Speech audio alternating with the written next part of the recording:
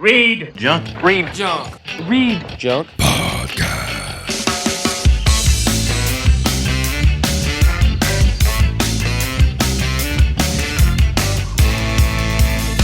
ReadJunk Podcast with your host, my guy. Hey everybody, holy crap, it's been about 6 months since the last time I did a podcast episode. It has been a long time, since December, I think. I don't know what it was, I just wasn't feeling it.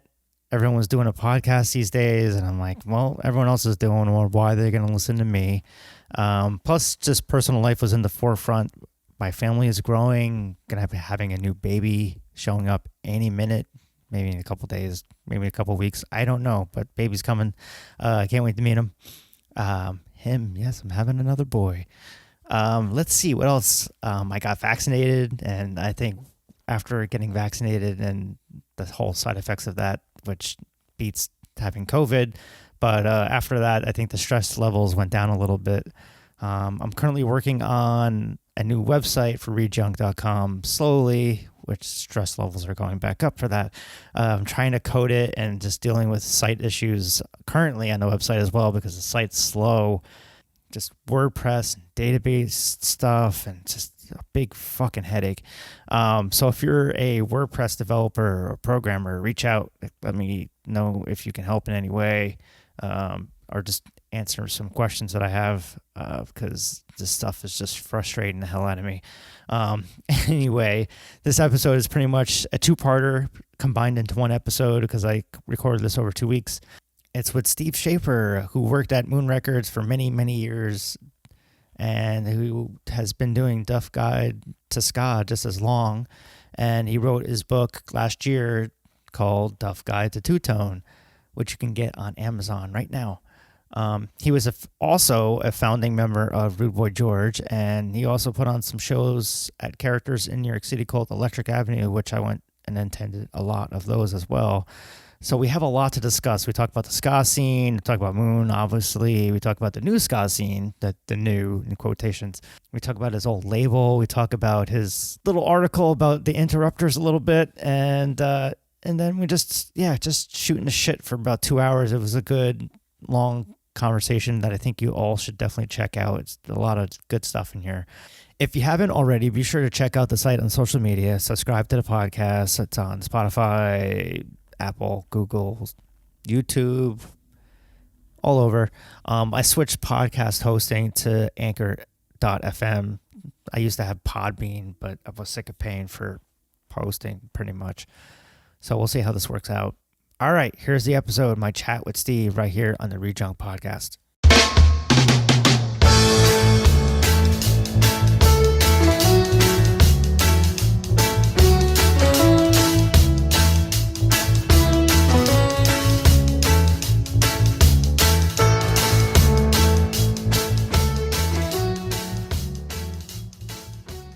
Well, this is a long time coming. I've been wanting to get you on the podcast for a long time now, and my lazy ass has just been kind of like, to like just doing podcasts in general. So this is actually the first ReadJunk podcast of the year.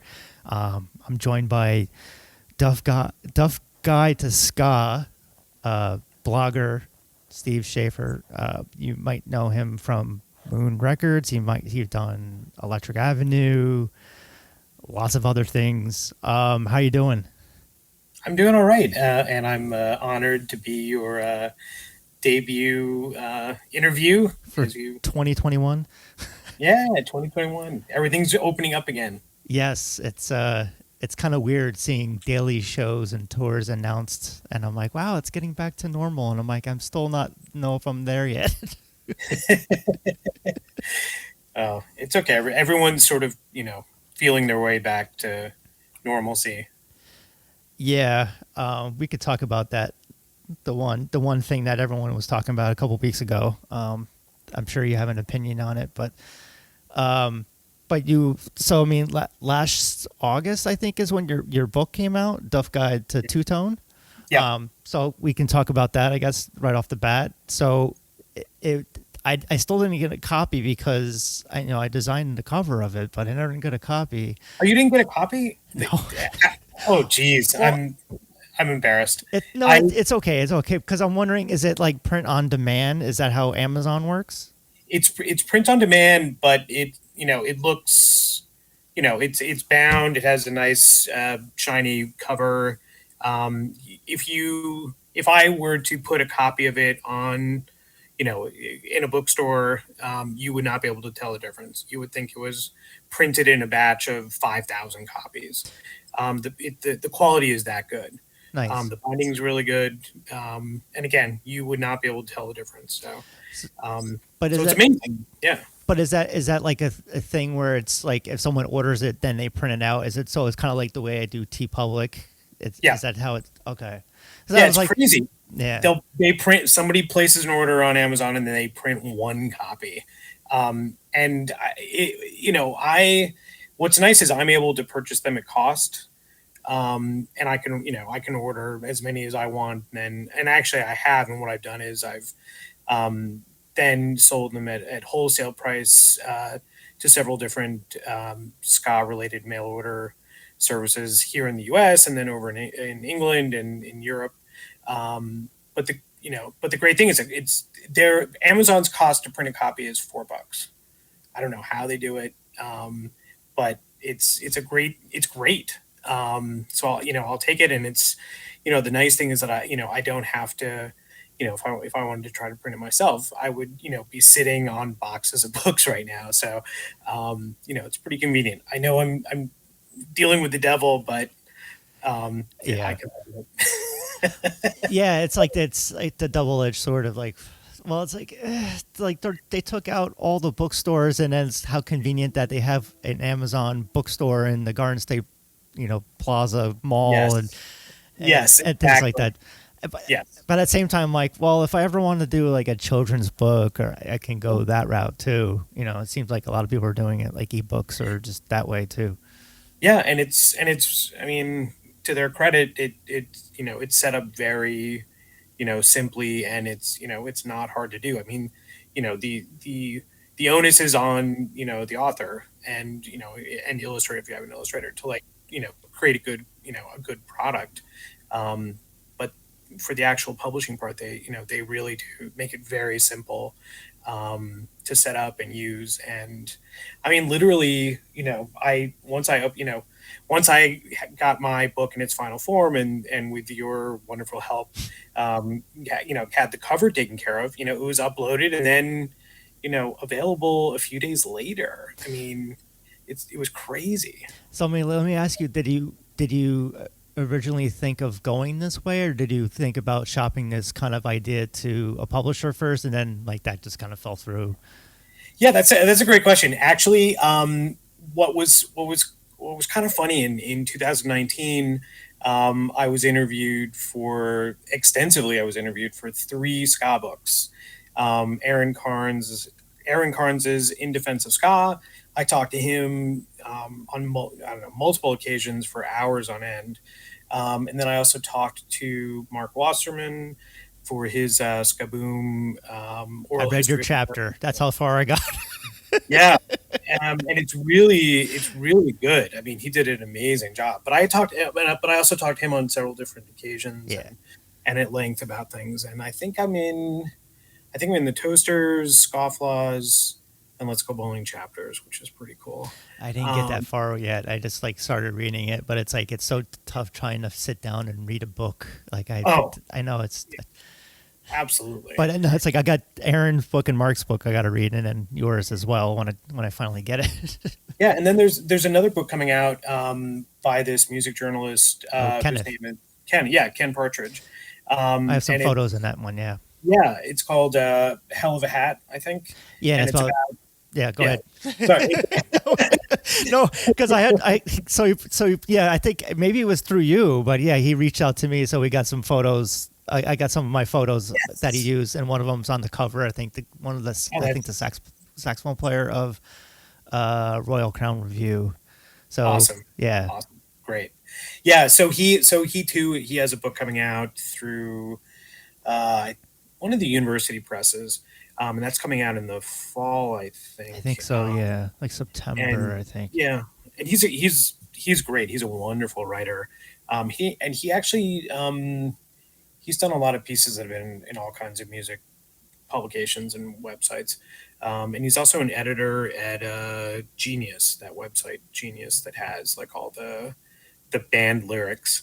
Okay. I don't know exactly what he does there, but I've read a bunch of his stuff, and he's a really good writer. So anyway, so I had done all these interviews, with these three different authors, and for years I've had various friends say like, why don't you write a book about this? Why don't you've been, you know, you're at Moon Records for so long and involved in all this, you should write a book. You should write a book. So initially, you know, I was like, oh yeah, I should. So I put together, a proposal that I sent out to a bunch of music. Well, actually, publishers who publish music books, and essentially pitched this whole like, I've written this ska blog for 10 years, and I have hundreds of reviews, and it'd make a great book, and no one's really put out anything that's covered new ska music since I started the blog in 2008, so no one has really covered that, and I can collect it, and I sent it out, and to a lot of did my research, put together a really good proposal and sent it out, and didn't get anything, and I was kind of bummed about that, and then got a few didn't answer, and then I got a few rejections, which was fine and expected. And the pandemic hit, and I was kind of like, had a lot of time on my hands and was sort of re-examining, my approach. And I was like, you know what, maybe this is just too big. And it was really going to be a beast to like edit and clean up. It was like, 400 pages or something like ridiculous. And I was like, well, why don't I figure out if there's like a subset of, reviews in there that would make, something smaller and that I can get my hands around. And also at the same time, I was like, let me look into, I'd heard about the, Amazon print on demand. So I was like, let me check this out. And so I read about that, and it was, doable, and I could, it seemed something that I could tackle pretty easily. And I was like, I certainly come from, the do-it-yourself generation. So, and then I was like, hey, I have all these like, these reviews from of new releases from all the two-tone bands and all, in their various incarnations over the last, now like 12 years. And so, decided to sort of put all those together, and then wrote. There were one or two like new entries, but it was mostly sort of a collection of things that I already published on the blog. But it made a really good book, so I put it together during my pandemic time, and was able to get Gazmael of the Trojans to write a nice little introduction, since he had been. He had been there, when Two Tone was happening, and co-wrote one of the Body Snatcher songs, and knew all the players, and he wrote a really lovely intro, and then I got it done. And it was and it was also it was also sort of like here I am like sharing all this stuff that I know about Moon Records and the ska scene in the 90s, and et cetera, with everyone else. And I was like, you know what? I want to get a book out too. So it's sort of a little... Seems like a good time.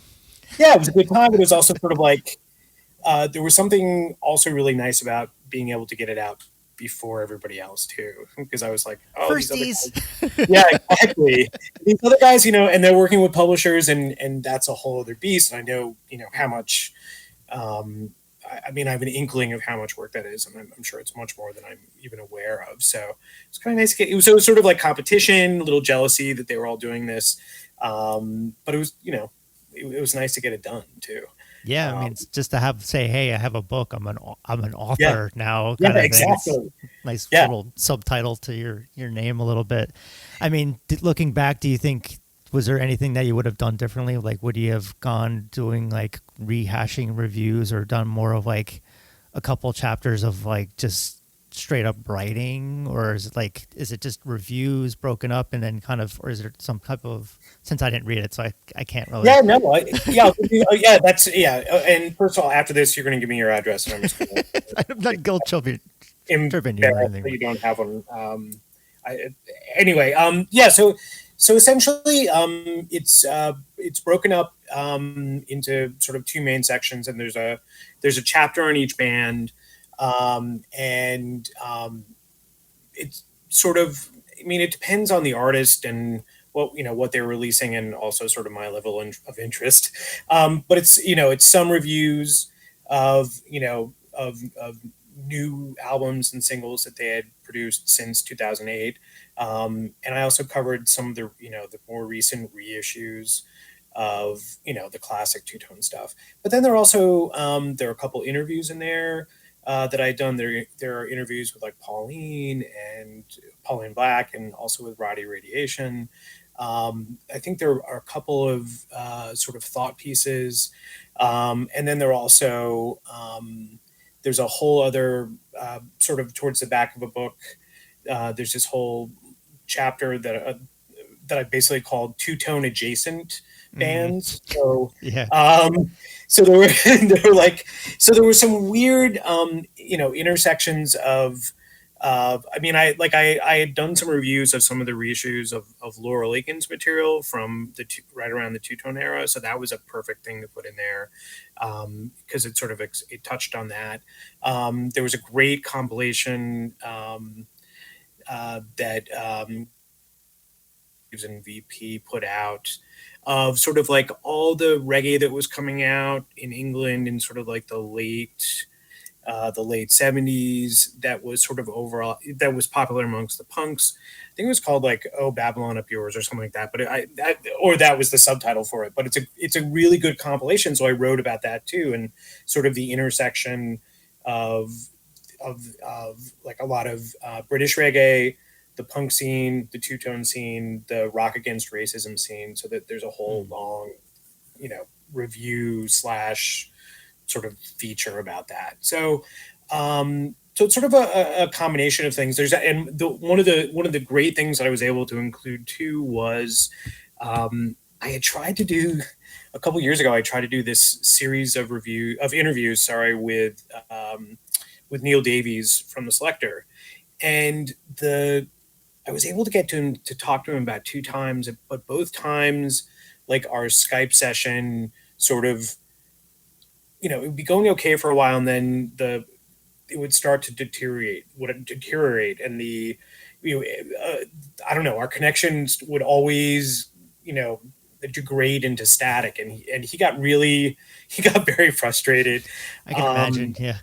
Oh my God. And so I was able to get some good stuff, but we just didn't continue because, I think he was frustrated, and I was, at that point, I was thinking about doing a book on the Selector, but I was having trouble getting in touch with some of the other people. Like, I tried to get an interview with Pauline when she was here with one of the Selector concerts, and she just didn't respond. So, but I was able to sort of resurrect that and include bits of it in the book. And there was some really interesting stuff that, I don't think a lot of people were aware of and hadn't been out there. So it was nice to include that too. Nice.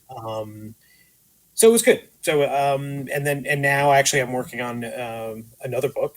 I was going to bring that up. I heard a rumor that you're working on another one. Is it about what I think it might be? Like, is it about Moon or? Initially it was going to be about Moon Records, and I was thinking about doing just sort of like reviews of every single release. And then I decided that I didn't want to do that. You're kind of biased, isn't it? Yeah, well, that too. I mean, and also there was, we did release a lot of stuff during the almost, I don't know, I was there for about 9 years. We released a lot of stuff. Some of it was fantastic and some was sort of meh. And I didn't want to go through that too. But I decided that I really wanted to pick up something that I thought about earlier, several years ago too. And that was doing reviewing each one of the Toasters releases, but also building into that, history about the Toasters, History About Moon Records, and my I sort of halfway through their existence started working with them and with Moon Records, so I also have some a lot of firsthand knowledge too that I can include, and so that's what I'm working on now. Nice. And most of it there will be a few entries that are coming from the blog, but most of it's going to be newly written, since there were people didn't complain that the Duff Guide to Two Tone was sort of a compilation of stuff that it was already out there, but there were a couple people that were like, well, it's nice to have it all in one place, and so I want to give them something new. It's kind of like when Marc Maron released his book, and it was all like just blurbs from his podcast interviews. It's kind of something similar to that, but exactly. And I have the book, and I met him at BookCon for that. But I was just like, I'm not going to read this. I listened to all of his podcasts. exactly. Yeah. So I think and I think that the person who I heard that feedback from, was a very close reader of the blog. So a lot of it wasn't new, but I think, they're definitely, I've gotten a lot of nice feedback from people who, read it and had not been, hadn't seen those reviews before. So, so it was good. But the Toasters book is, it's interesting because I'm getting, some input from Bucket, which is good. And I'm mostly asking him about the context for certain songs. Cause I don't know. I'm very. That's most of my writing. Most of my music reviews are very much focused on, what the songs are about and the context. And I can never figure out what certain songs are. I usually just talk. I'm like, yeah, it sounds good. That's 20-something years of doing music reviews. I'm like, I don't know what to write about anymore. Well, it is. I mean, that's a thing too. Like what writing about music is hard. I mean, it's a totally different. I actually find it easier to write about bands that I hate.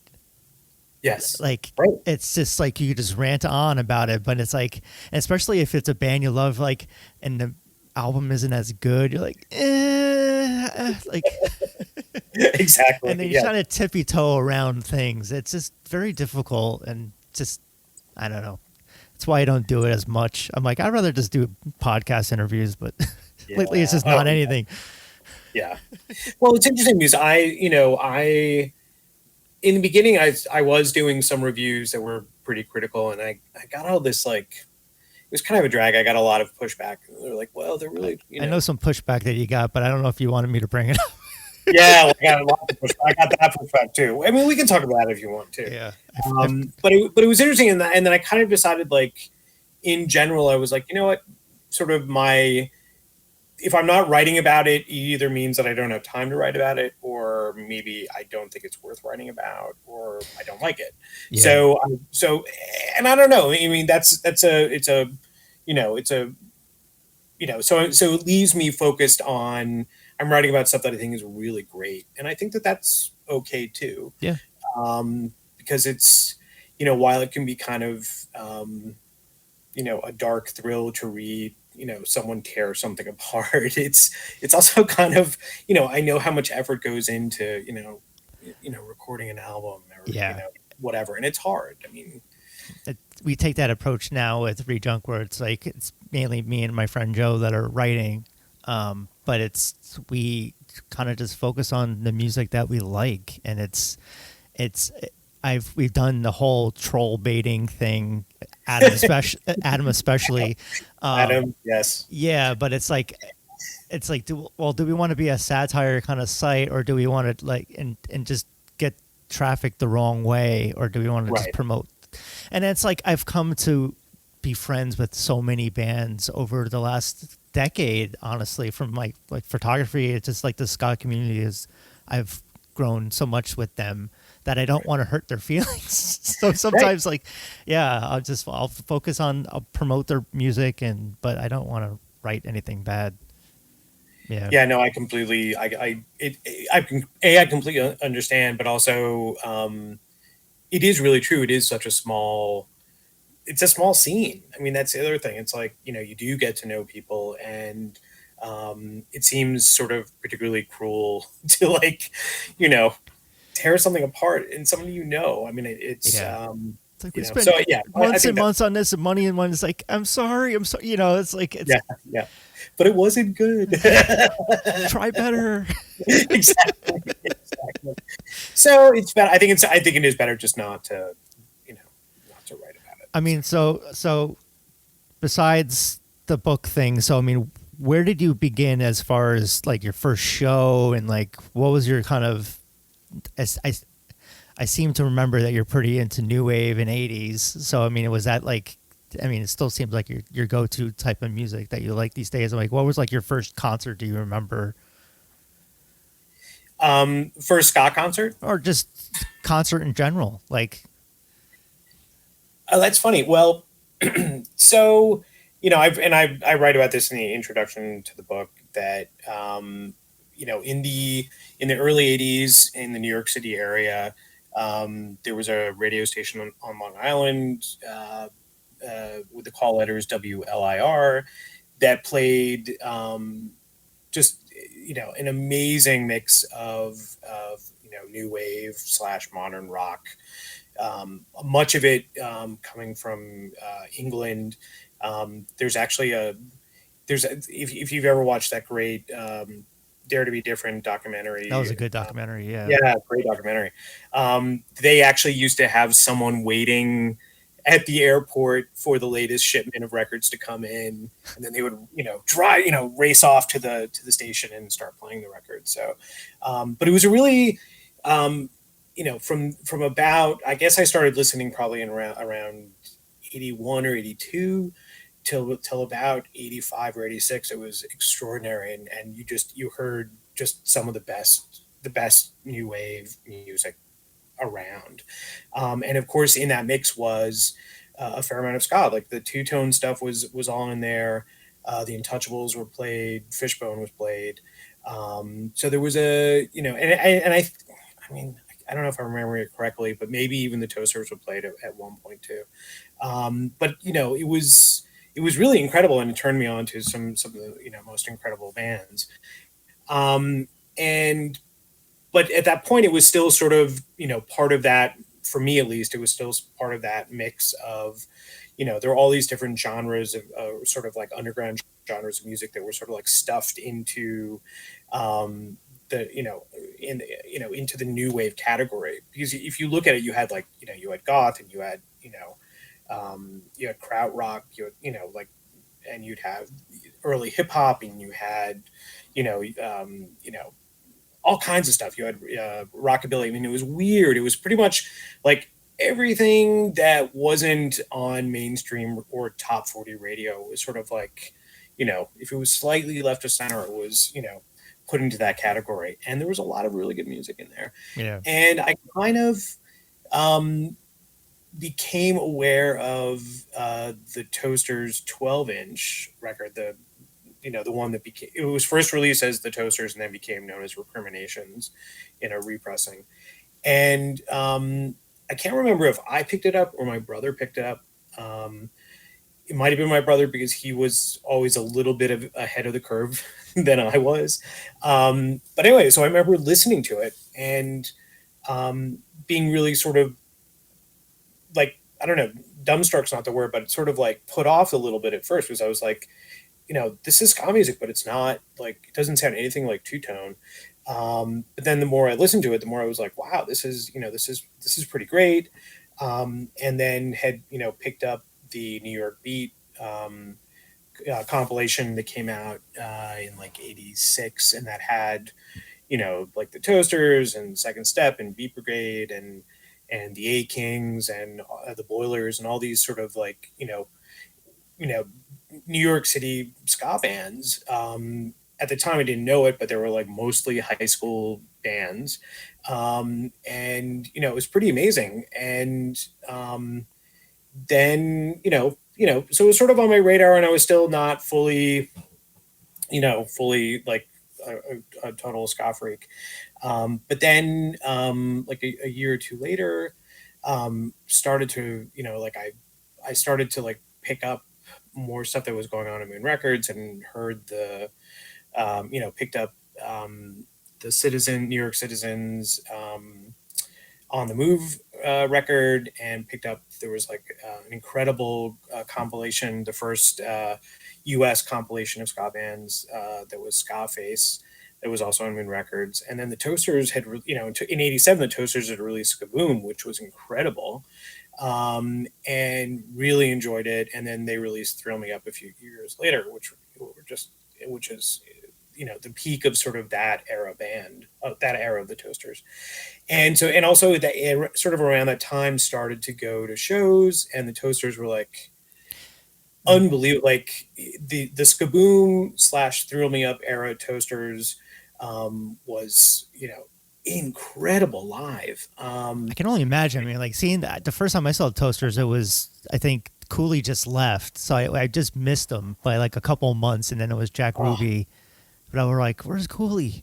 But it was just like that was like one of my first ska shows, and it was just like awe-inspiring. Like, what is this? Everyone's bouncing around, dancing all weird, and dressing up in plaid and checkerboard, and like, what the hell's going on? Because I was like a punk metal kid and just getting to reggae too, so it was like a bound to happen to be a ska kid. But was that the same kind of experience with you? With going to a ska show, like what's going on? What is this? Yeah, it was unbelievable. Yeah, and it really was like some of those Toaster shows I saw in the late '80s were like the best concerts I've ever seen. I mean, the energy, and just they were so entertaining and so tight, and the energy, it was just off the charts good. So I was, that hooked me. And then, I started to, I guess it was like in '88 or '80, no, it was '89 maybe, then saw a show at the Pyramid with the New York Citizens and the Scofflaws, that again was like mind blowing. And the funny thing about that show too was my friend and I from college, walk in there, and it was like all skinheads and us. That was it. It was all skinheads, and it was a great show. I mean, it was fantastic. Did it make you shave your head or anything? No, we didn't do that. But like, we stayed in the back because we were like, this looks a little. That was kind of similar. Like, I didn't like know about the whole skinhead culture and stuff with ska scene, and then like we were waiting online, like, what the fuck? And like seeing skinheads walking online, we're like, oh no. And we had someone that's my older brother's like ex-girlfriend was like Jewish, so she's like, oh my, like she was like scared because she didn't know like that, there's not racist skinheads, right. So but thankfully it worked out. But that was like my first experience. I'm like, what is this I'm like, this is usually just like a Maury Povich or something. Yes, exactly. Well, that was, and that was sort of there was definitely there was an edge to a lot of the shows around that time. And there certainly were anti-racist skinheads, but there were definitely boneheads mixed in the crowd. So it was always a little. I loved the music and loved going to see the shows, but it was always a little like, I don't know. There was an element of danger in the air, but again, it was always fine. But the other interesting thing about that time too was like in the in the '80s in New York City, particularly like in the probably like from '82 till about, oh gosh, I would say like definitely '86, '87. The hardcore scene and the ska scene, like there was a weird overlap. And so like a Gnostic Front and Toasters playing similar shows. Yeah, exactly. And it was sort of, and at the time, like, there'd be a ska matinee on, one day of the weekend, and then there were always hardcore matinees on Sunday afternoons at CB's for a time. And it was there was definitely sort of this weird overlap. And what's interesting is that that went back to to the very beginning with the Toasters, because their first rehearsal space happened to be the same place that a lot of, I think, like it was like Bad Brains and Cro-Mags and who else? A couple of the other hardcore bands too. They all sort of Gorilla shared the same Biscuits, Cro-Mags, um, Madball. I'm and trying there to was think of Real Biscuits, but definitely Cro-Mags, maybe Agnostic Front. Well, it's in my new book coming out. it's in the book. It's in the Yeah, book. but it's really interesting. So there was already sort of like all the musicians knew each other, and also there weren't that many places to play. There were some places along Avenue A, and then there were CBs. So there was definitely it was everything was at close quarters. So an interesting overlap.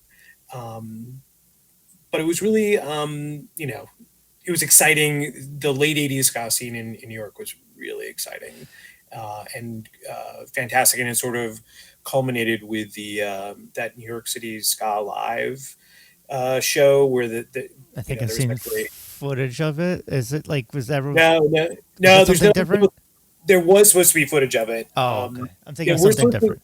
but there was a great live album that came out of it, New York City Ska Live, that has it's the Toasters, Citizens, Scofflaws, Bigger Thomas, the Steadies, and gosh, I'm gonna forget somebody, and they're gonna maybe Skinner, yeah, Skinnerbox maybe, and I'm sure. Well, actually, I have it right here. Let me just pull this little bad boy out. Yeah, Toasters, Citizens, Scofflaws, Skinnerbox, Goodanks, Steadies, and Bigger Thomas. And it was great. It was a great. I was actually at the show where they recorded it. Nice. But then, sort of after that, is when there was like that was sort of the peak. But then everything sort of fell out for a while until the Toasters started sort of rebuilding things in the early '90s. So, Mike, what got you to the point where it's like I want to be involved in the scene and I want to be like, and how did like Moon Records and you in your time with that, how did that all like come to fruition? Yeah, it's one of those interesting things. Like I started actually when I was still in college, started reviewing some of the records for our college paper, and so I reviewed the Citizens on the Move, and Scarface, and also the Untouchables, Agent 00 Soul came out around the same time. So I started doing, reviewing those. And actually, the reason I ended up going to that Citizens Scofflaw show at the Pyramid was that the guitarist from the band was going to, I was an undergraduate at the time, but he was going to Fordham Law and picked up the Lincoln Center, Fordham's Lincoln Center newspaper, and saw the review, and then got in touch with me and said, "Hey, we're having the show. Come see it." So I was writing for while I was in school, I was writing, reviews of ska stuff, and then also started writing for, at the time I was, there was this, in the late '80s, there was this amazing, um, uh, I mean, zine is almost selling it short, but because it had it was bound and it had a glossy cover, but it was a So a nice zine. Yeah, so it was so it was sort of a magazine. It was more on the zine side, but it was really well done, and the coverage was amazing. But it was George Marshall's Zoot ska zine, and he was out of Scotland, and he actually had someone here distributing it in the United States, and I would pick it up, and it had, in the late '80s in England, the scene was on fire. You had you had Laura Lakin, and you had the Potato Five, and the Riffs, and the Hot Knives, and Are there just any Scotland bands though? Ska bands? there are now there are a couple bands now like the Amphetamines, which are now, well, some of them are in Rude Beard, but there actually was a couple years ago I reviewed like a Scottish ska compilation that was actually very good, but at the time, back then, I don't think there were. So anyway, I was reading all this stuff, and was seeing they also had listings of other zines that were happening, and there was one that was out of California called Roughneck Business.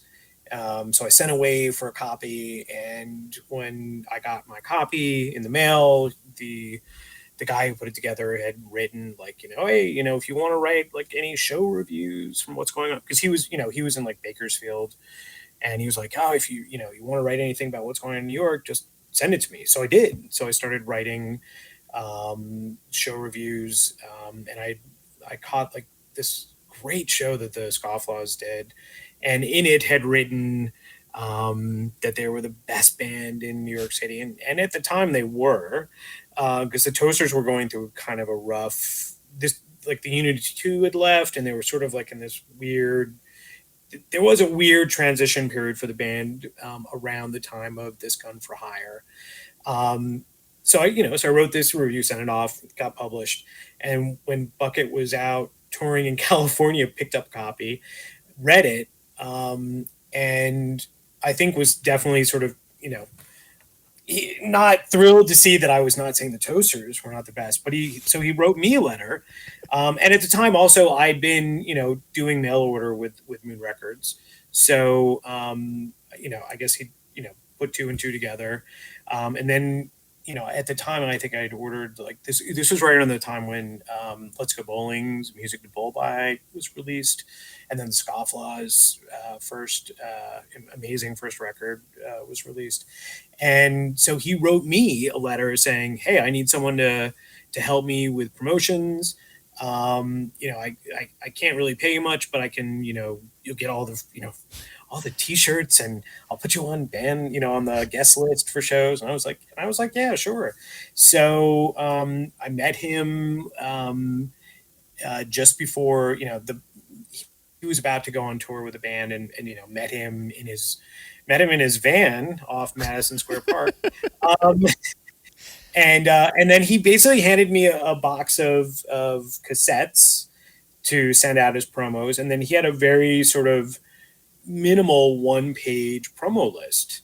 And so he was like, have at it. And, I just sort of, took it from there, and just, I had, at that point I had a job. So I was doing this, at night and on weekends, and sort of just gradually built things up.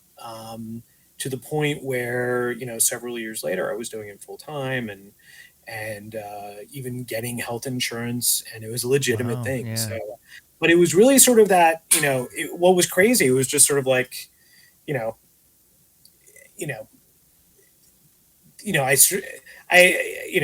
not to be grandiose about it, but sort of created this opportunity by, deciding like, oh yeah, I'm going to write for this Skazine and do some reviews. And, I'm still waiting for that job offer.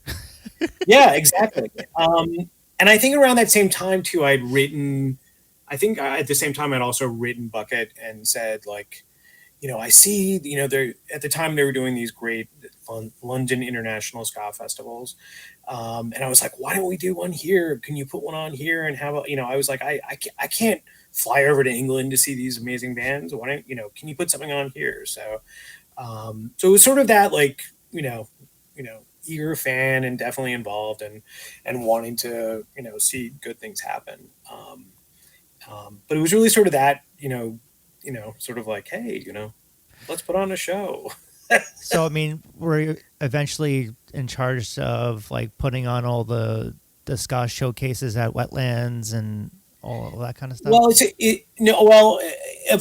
basically my job evolved into, it was always, focused on promoting whatever the latest release was, and sort of, putting together for most of the time, not all the time there, but for about half the time I was there, I would put together this Gazette, which was, I loved getting those. Yeah. The newsletter. Yeah. So, which was really vital again, particularly in the pre-internet and then sort of early internet era, it was so hard to come by information. So it was, so we were not only, putting out, in each Gazette we would have, here are the latest releases, here are the bands that are going on tour, and then we'd have like news, and then we'd even have information about other non-Moon Records bands, what they were doing, and interesting stuff in the ska world. So I was doing that, but I was also in charge of all of the production of all the albums. So I would be working, if the band, if we were putting together a release and the band didn't have a graphic designer to put together their album, I would I knew a bunch of graphic designers and would put them together and do that. Or sometimes the band, would come already with their, their artwork already taken care of. But then I would be sort of the person to shepherd the artwork and the master through, get it down to our pressing plant, get all of the, get all the proofs, back from them, get the approvals from the band, et cetera, et cetera. So I was sort of in charge of, I'm not sort of, I was in charge of all that.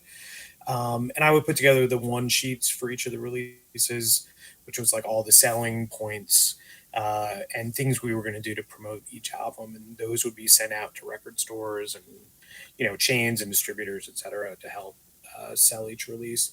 And then I also would put, I put together, I think in my time there, I put together something like 9 compilations. I loved all the Like, compilations. like a lot of the, like a lot of the Scarmageddons. And my favorite one was Sky United, but that was sort of that was at the end. That came out in like, I think late 98 when things were already sort of Crumbling down. headed downward. And then I also did things like, I would help, we actually ended up licensing a lot of our stuff to what we consider to be like sister labels.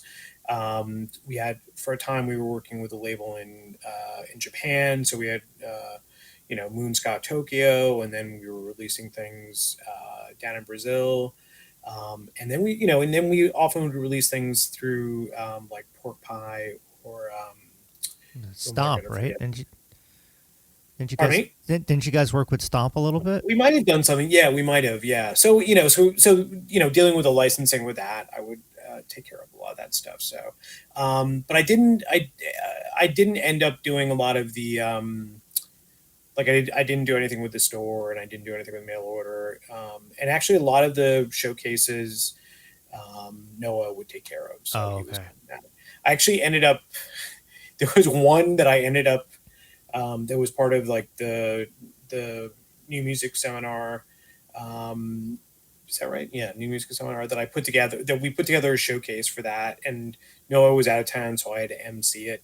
And I always remember Chris Zahn, who was the booker there, like making fun of me because I was like, because Noah would like when he would introduce each band, he'd be like, "Yeah, put it together for like super like I'm on Yeah. a cup of coffee," and I was like Mr. like late night DJ like, and And next we here's had exactly. So it was pretty funny, and I was like, I was sort of half terrified doing it too, but it was fun and it was a good night.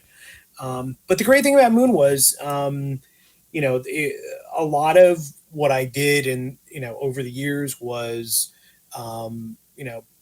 Bucket was not, he was on the road like two-thirds of the year, but calling in and we would talk frequently about stuff, but I was not being micromanaged. There was not a set plan for everything, so it was really cool to sort of like we figured out somewhat by trial and error about how to do things, but it was but that's what was kind of cool about it, and we could be sort of innovative and wacky at times. One of the things I really enjoyed too was, we were always being pitched things, and it was sort of like, and some of them were like, that sounds kind of crazy, but we'll see. Tell us more, and we'll see where it goes. But there were times where those things really panned out in a weird way, and it was, you always had to be kind of like open to like everything because you So never what knew. was the craziest pitch? Well, one of them was the and it was at the time it was not a huge thing, but it led to so many other things that it was it would have been terrible if we had said no, and that was doing that Bizarro USA Up All Night New Year's Eve party that we did in 1992, and it was a weird thing because they were like, okay, we're going to rent out the Palladium, and we want the Toasters are going to be one side of the stage and the Scofflaws from the other side of the stage, and you're each going to play. We're going to do like we're going to do, I forget how many it was like 20 segments or more, and each band's going to play a song for a minute, and then the other bands, the Scofflaws are going to play a song for a minute, then we're going to switch to the Toasters and they're going to play for a song for a minute, and then we're going to go up to Gilbert Gottfried and what was her name, Rhonda Shear. Yeah. And we're going to do this I don't know, 20 or 30 times, and we're going to have all these ska kids dancing in between the bands. And so we're like, okay. And, so I like... You can see this on YouTube, by the way, everyone. Yeah, no, yeah. And it, it ended up being kind of a weird thing, but we taped it like in October or November, just one day. I like corralled like a whole bunch of people to come all dressed up in, in their ska finery. And, it was kind of fun to do, and it was kind of weird. And then, it ended up being on, that it was New Year's Eve, 1992, I think. Yeah, 92. And it, and all these little segments were shown in between.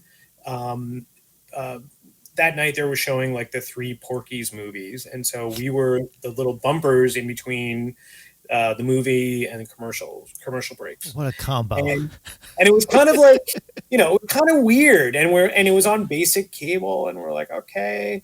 So I'm surprised I never so I watched it. It was kind of, it was done very well. Like, they did a really incredible job. But I tell you, for like months later, I had like, there were kids calling me up from all over the United States who had seen it. Like, everyone saw it. Like, everyone across the United States who was into ska music at that point saw it. And, so it was weird.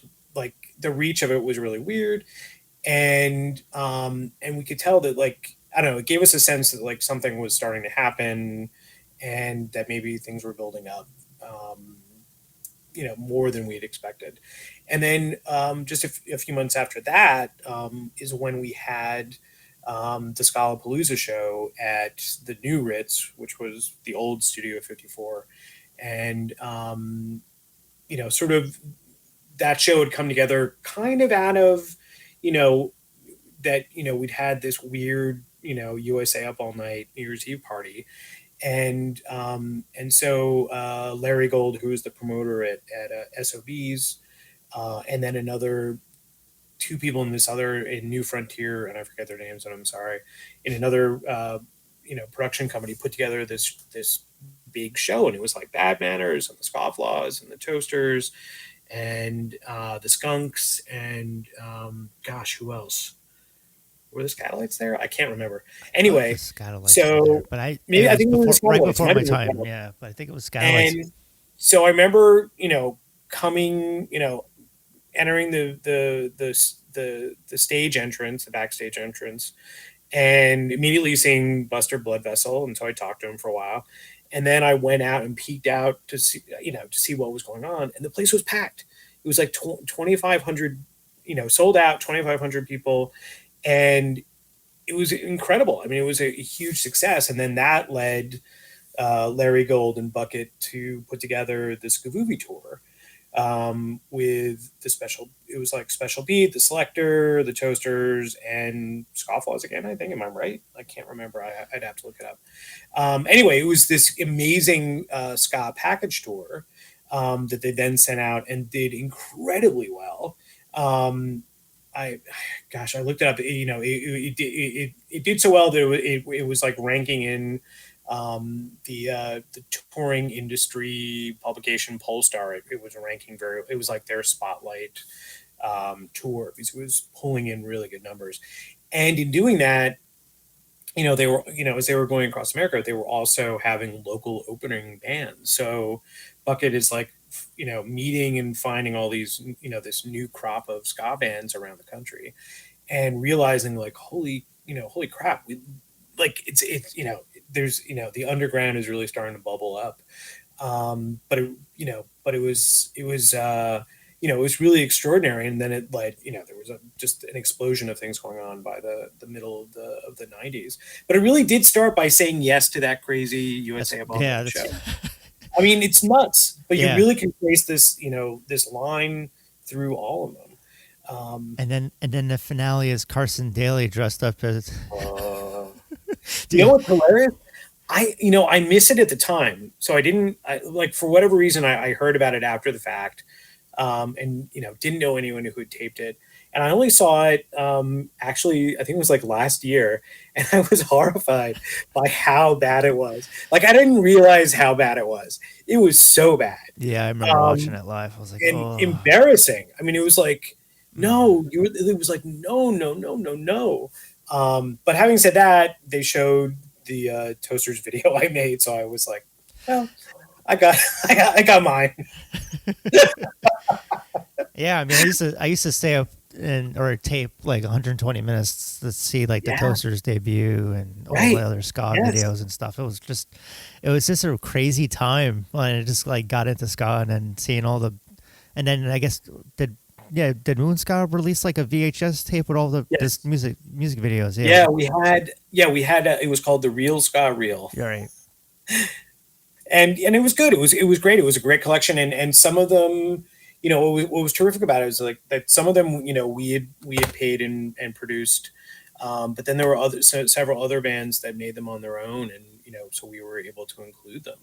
And it was amazing, and for as much as I kind of hate MTV, I was really pleasantly surprised how they sort of embraced a lot of the stuff that we were doing that was low budget and by no means anywhere near on par what the major labels were pumping into these productions.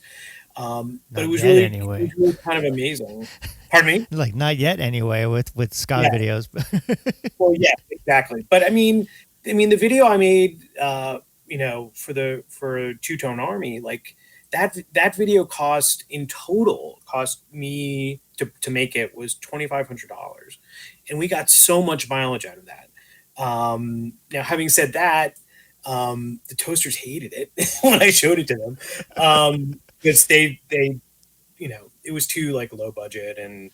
Well, was it mostly like it was like cuts of one guy dancing and then cuts of of the band playing live, I guess in black and white, and that was pretty much it?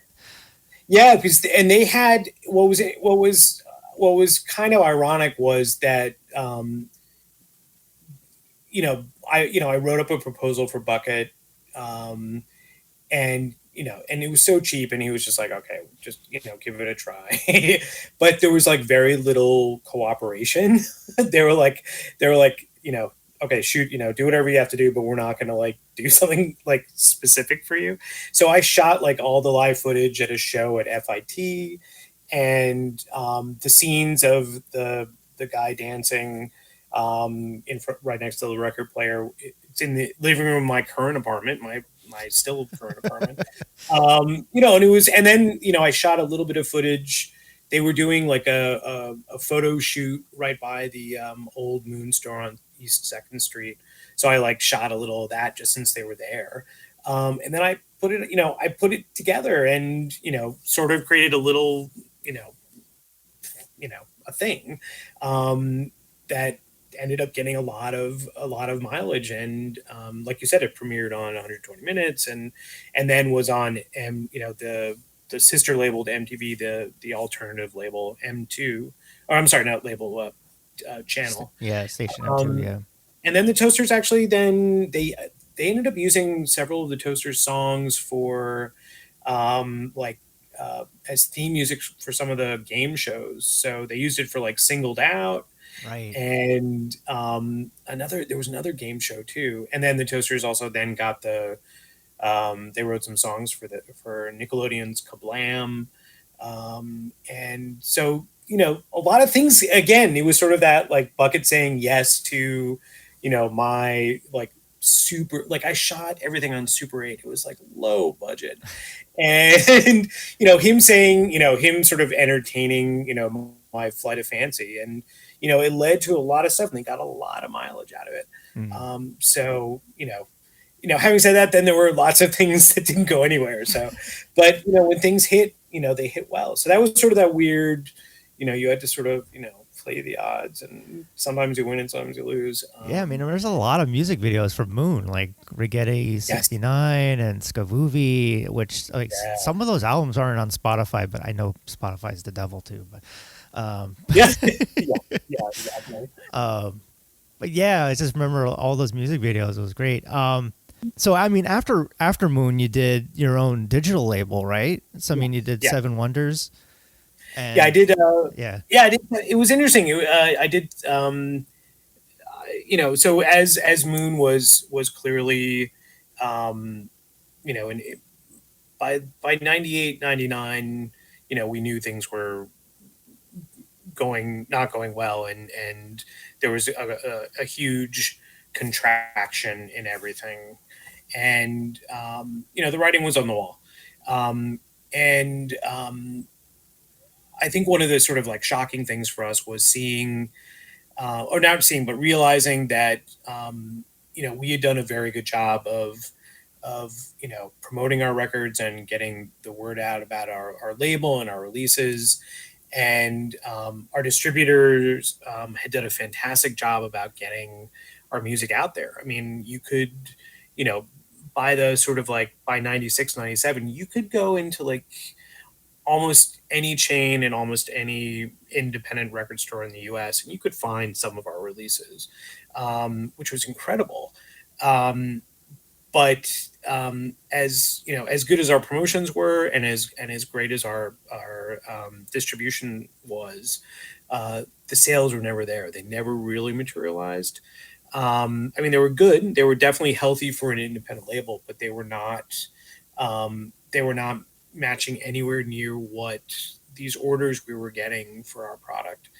And there was a backlash against ska music in 98 and 99, everyone where turned emo. everything went, swing is the new thing, ska is out, and there were like really sort of nasty pieces about it in big publications like Billboard and Who are now covering ska again, thinking it's the latest thing that exactly it's back. Yeah, I know. I wanted to talk all about that, but I don't know if we'll get time to. Well, we can do another session. I'm happy to talk about that at length too, and I definitely want to answer all your questions, so we can do a part two. So definitely was seeing that, and also at the same time, you had the rise of file sharing was starting, though Napster wasn't yet in full effect. But there were I don't know if you remember, there were like companies like eMusic that were starting to try to license. They tried to license stuff from Moon, right? So you could see definitely there was starting to be this market and interest in MP3s. And at the time, there were the first sort of primitive MP3 players were being released, and I'm blanking on the names of them, but they were it was starting to be a thing, and I thought it was kind of brilliant because I was like, oh,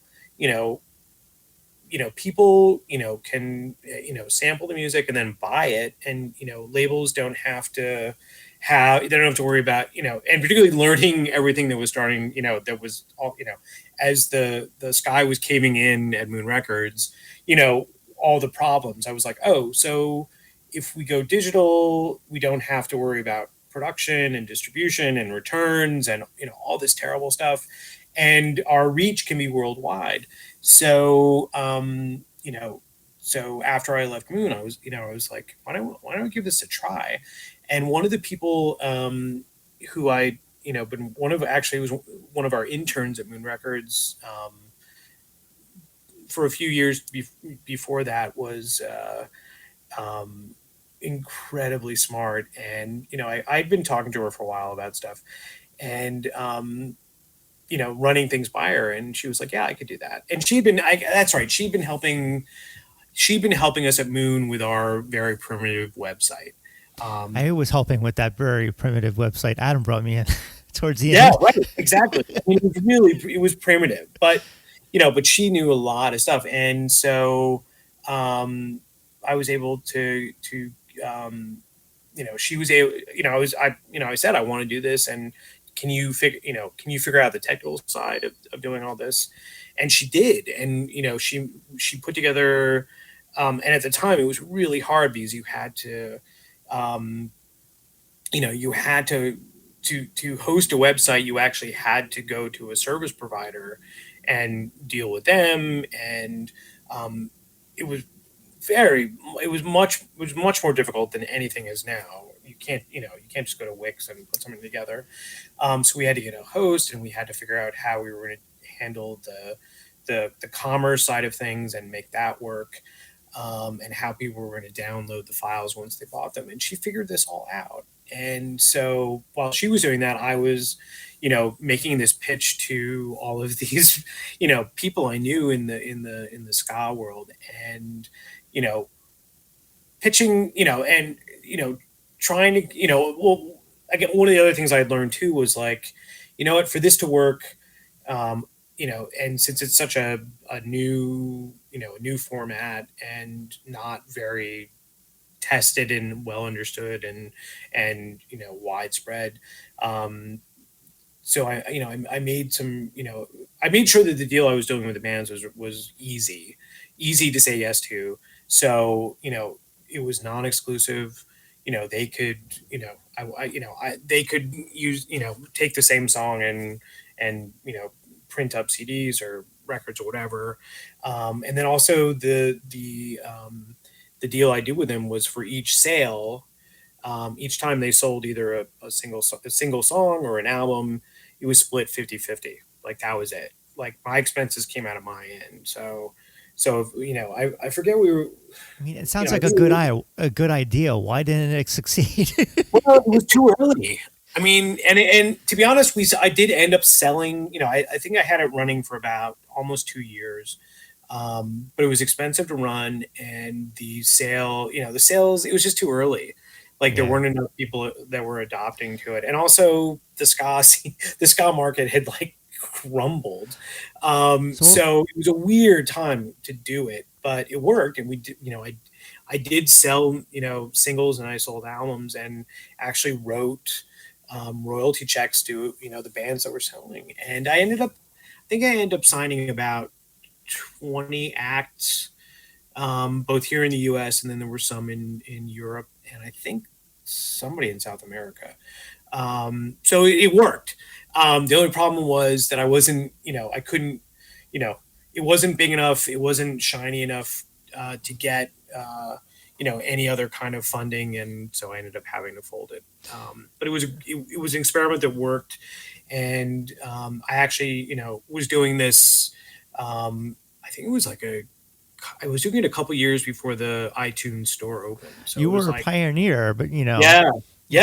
So, no, and it was, it was great, and I have no regrets. I just wish I had had more money, but I don't know. Yeah. But maybe I would have been just throwing more, good money after. So I mean, what kind? I can't remember what the bands were that you had, or what was it? Just singles? Was it albums, or was it? I had a couple albums. I was working with. I had a few. I'd have to look it up. It's been so long. Some were singles. I had an album that Buford did called The Sexy Eye. I had some Victor Rice tracks. I had some music from Dr. Ringding, and also at the time he was collaborating with this German producer called H.P. Setter, and they did some amazing stuff. And I had a couple albums there from them. And then, who else did I have?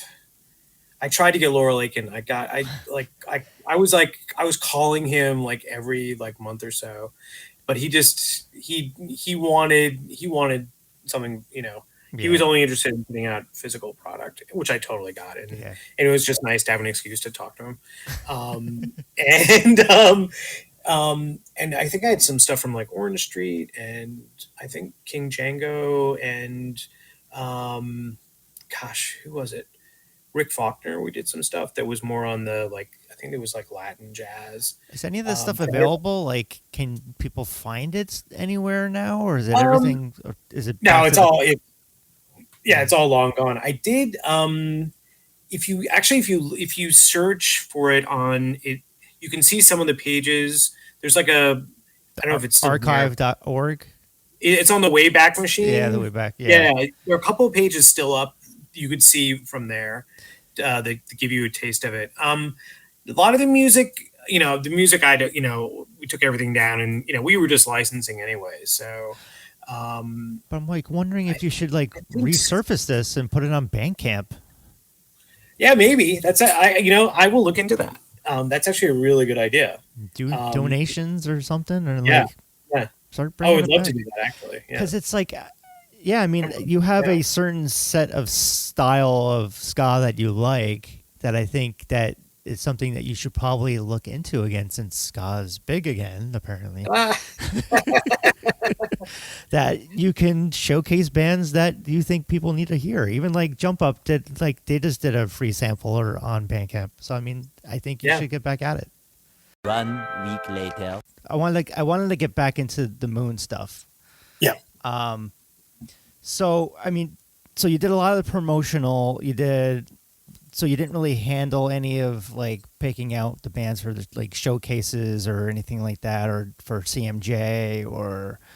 Well, I mean, the one thing we did, I mean, one year we actually, I remember if it was probably it was either 95 or 96. We actually had a booth at CMJ, and gave out tons of free stuff to all these college DJs that stopped by, and that was actually the same year we had a really good showcase at Wetlands, and I think it was also the same year when I was actually hosting the showcase, which was unusual. So I think that was all the same year, if I'm remembering correctly. Okay. So it was probably 96, but it might have been 95.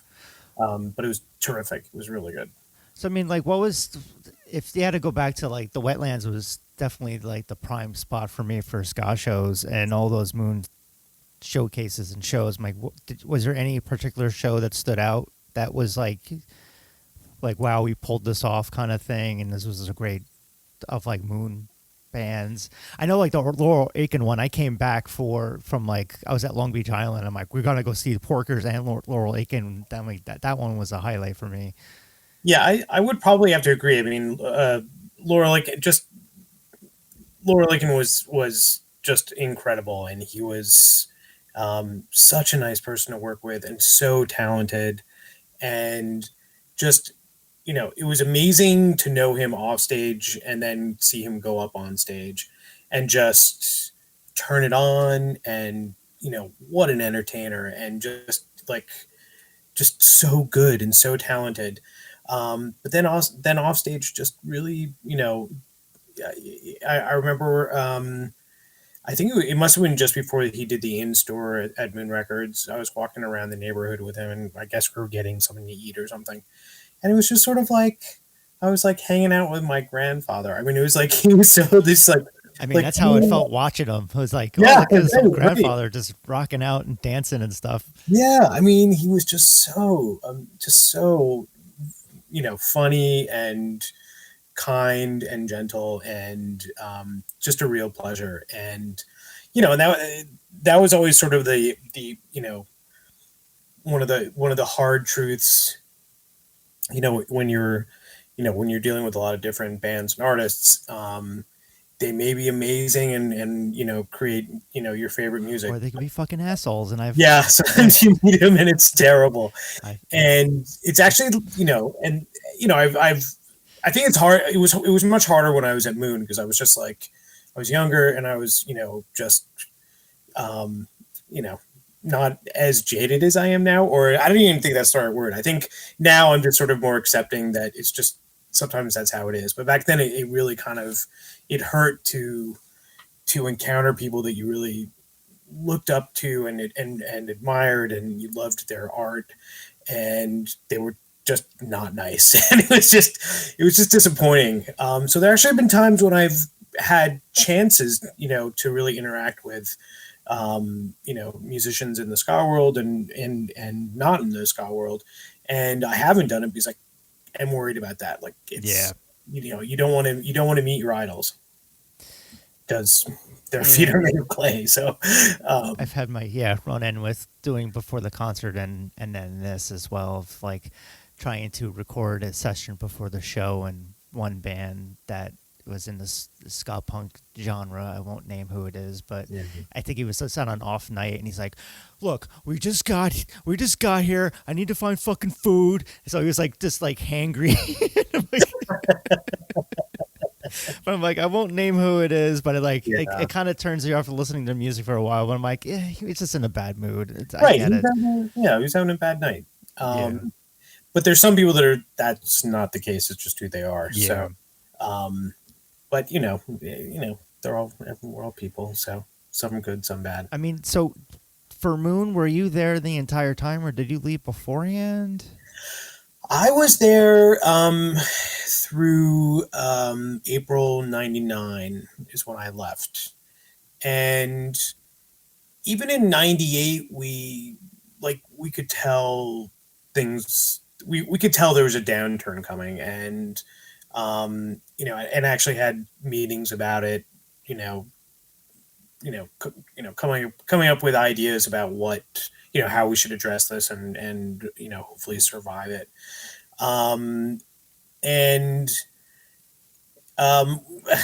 It was rough. I mean, there were a lot of everyone involved had put a lot into it, and it was really hard to reconcile with dealing with outside forces that had our fate in their hands, so to speak. And so I wish we had done more in '98 to sort of cut back and try to weather the storm. But once we got into '99, it was just the writing was on the wall. I mean, and because earlier that year I had someone who worked with me, and I had to lay her off, and like my promotions budget was cut completely, which was particularly hard because when the Porkers came over,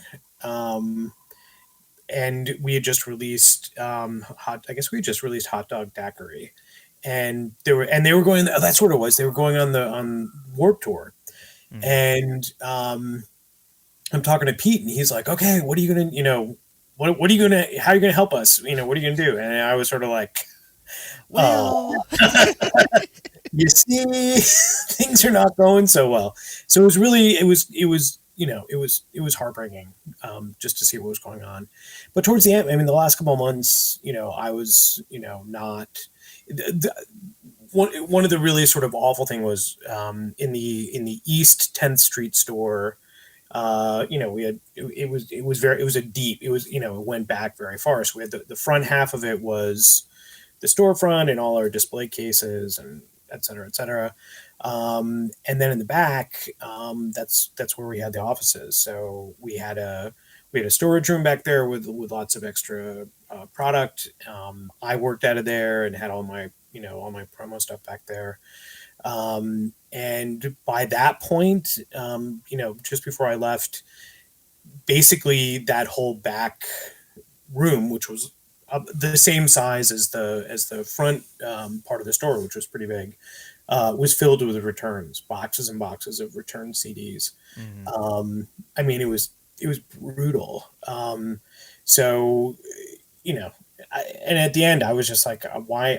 I'm clearly things are, headed south very quickly, and I'm like, I'm still drawing a salary and really not doing anything. So I just, I found another job and left, and I felt terrible because, on one hand I was like, I'm leaving something that, I believed in so fully and, had been doing for most of the 90s and kind of couldn't imagine doing anything else. But at the same time, it's like, I'm not doing anything, and I'm just, I'm sucking money out of something that needs as much money as it can keep. So I left, and it was weird. And the exact day I left, was when, they figured out, that Noah had his hand in the till. Like literally my last day, they were going through his computer and finally reconciling, what had been deposited in the bank versus the product that had been sent in the store to, into the store to sell. And they figured out that there was a lot of money missing, and and there was just something so just extra tragic about it. It was, it was like they were being kicked when they were like already down. It was such a surprise news though when it happened though. Even though with all file sharing, and then I guess Bucket recently said on John Bravo's podcast that it was more of like the distributors were just all closing up shop. So I mean, I think that was the main. But you think, and a lot of people like on the what was at the time was the news groups were thinking that it was the Noah stuff that was the reason why it closed down, or if just maybe it's all of the above. Just it was I mean the file sharing it wasn't big enough at that point. I mean, it was coming, and we had actually even, I guess, like in the sometimes it was either in 98 or 99. We had actually, we were being actively courted by eMusic to license stuff to sell, and I'm trying to remember if we did. I think we did do a little bit of it. Just I don't know. I think maybe we did. But it wasn't as huge, and just the Napster wasn't as dominant, I guess. So I'm sure there was some file sharing, but it wasn't like a year or two later when it was just everywhere and nobody was paying for anything. And the Noah thing really hurt. From what I know of how much money was involved, it didn't sink the label. It was a lot of money, but it was more the betrayal and the it was awful. I mean, particularly at that point because we had felt we had been at the end of the 90s we felt pretty beat up, and a lot of people we had worked with collaboratively earlier in the decade, did things that weren't nice, and it got kind of rough, and and some that's to be expected, but some of it didn't need to happen, and so just it was just this it wasn't the final nail in the coffin, but it was definitely a nail in the coffin. But the real big thing was, at least from my viewpoint, and you can take that with a grain of salt because I'm sure there are other perspectives too. But it was, we had done, we had, and in a way, it's like I'm tooting my own horn. But I think as a label, we had done such a good job about getting the word out about our bands and about ska music, and had been, carrying that flag for so long, that we, in many ways, sort of the hype that we created, at least at the independent at the independent level, was big and maybe outsized. And in some ways we were, the hype was bigger than it didn't translate into sales. So, our distributors, were doing it Caroline was doing an amazing job of getting our stuff out there. And, ska was, when the major labels had interest in ska music, they were expecting to sell tens of thousands of CDs. So they were ordering tons of stuff from all of our bands, and some of our bands, that was a wise thing to do. And it was, they were going to sell a lot. And there were some of our bands that, they were going to do okay, but they weren't going to sell, what was being ordered. So that really was sort of the killer. And then when, towards, 98 things, 98 and 99, there were articles like, there was an article in like Alternative Press, and I think there was a big Billboard article, both declaring ska dead. And no, seriously, I know. Ska is dead. And, it was just, it was crazy. And you know, I remember reading in the article how like they were interviewing, like, you know, commercial DJs, and they were just like tearing into the music, just like, and it was brutal. And that had such an effect that it, you know, it spooked all of the, you know, definitely a lot of the chain stores that were like, well, we never really sold a lot of these, and now, you know, the industry is saying it's over, and, you know, swing and whatever is the next big thing. I don't even think swing though. I mean, it was like it went just straight into like emo and this Yeah.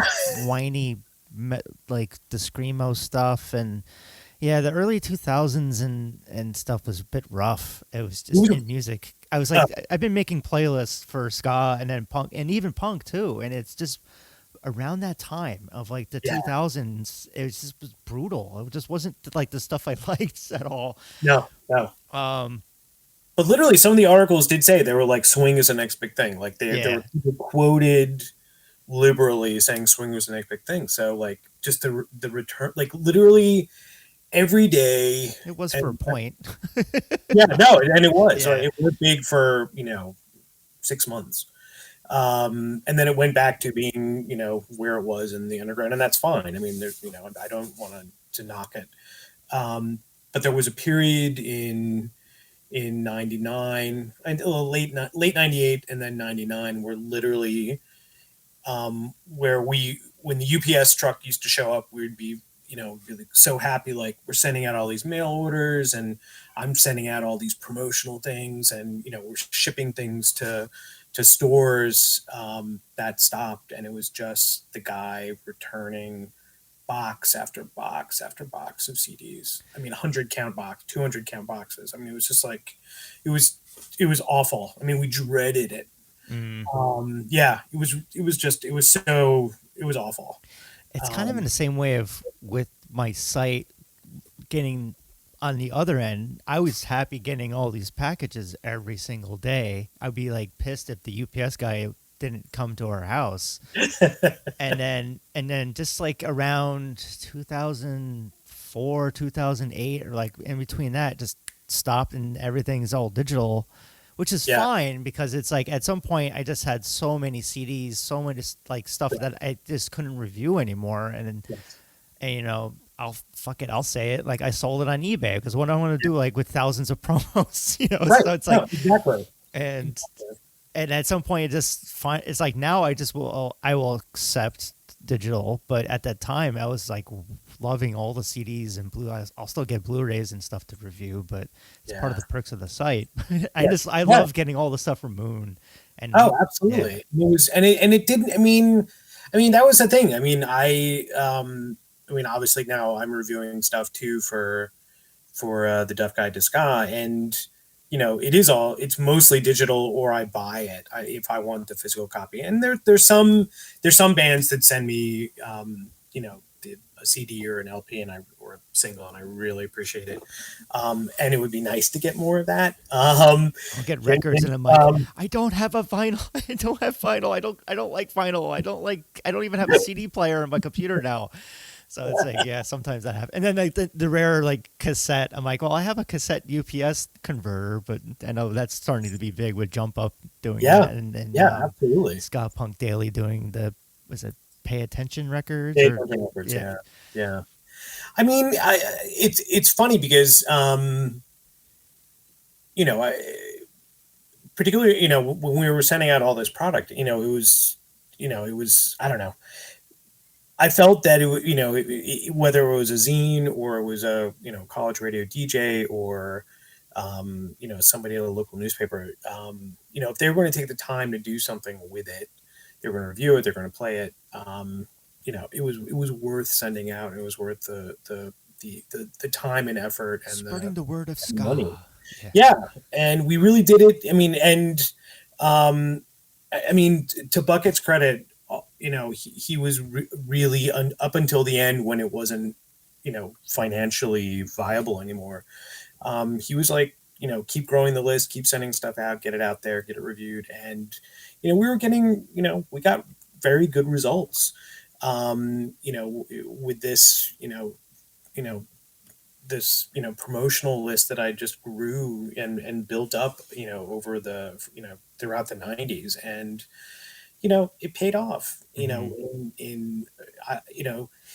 It paid off as much as it could for an independent label, and we were never gonna be able to compete on commercial radio. We didn't, we couldn't do the sort of wink wink pay to play stuff that the major. Did the labels. Toasters ever get on the radio, like at like K Rock, or just like for Don't Let the Yeah, Bastards? no. There were a couple of alternative or modern rock stations that some of our stuff sometimes was played on, and K Rock was one of them, and I want to say, I don't think I remember it correctly.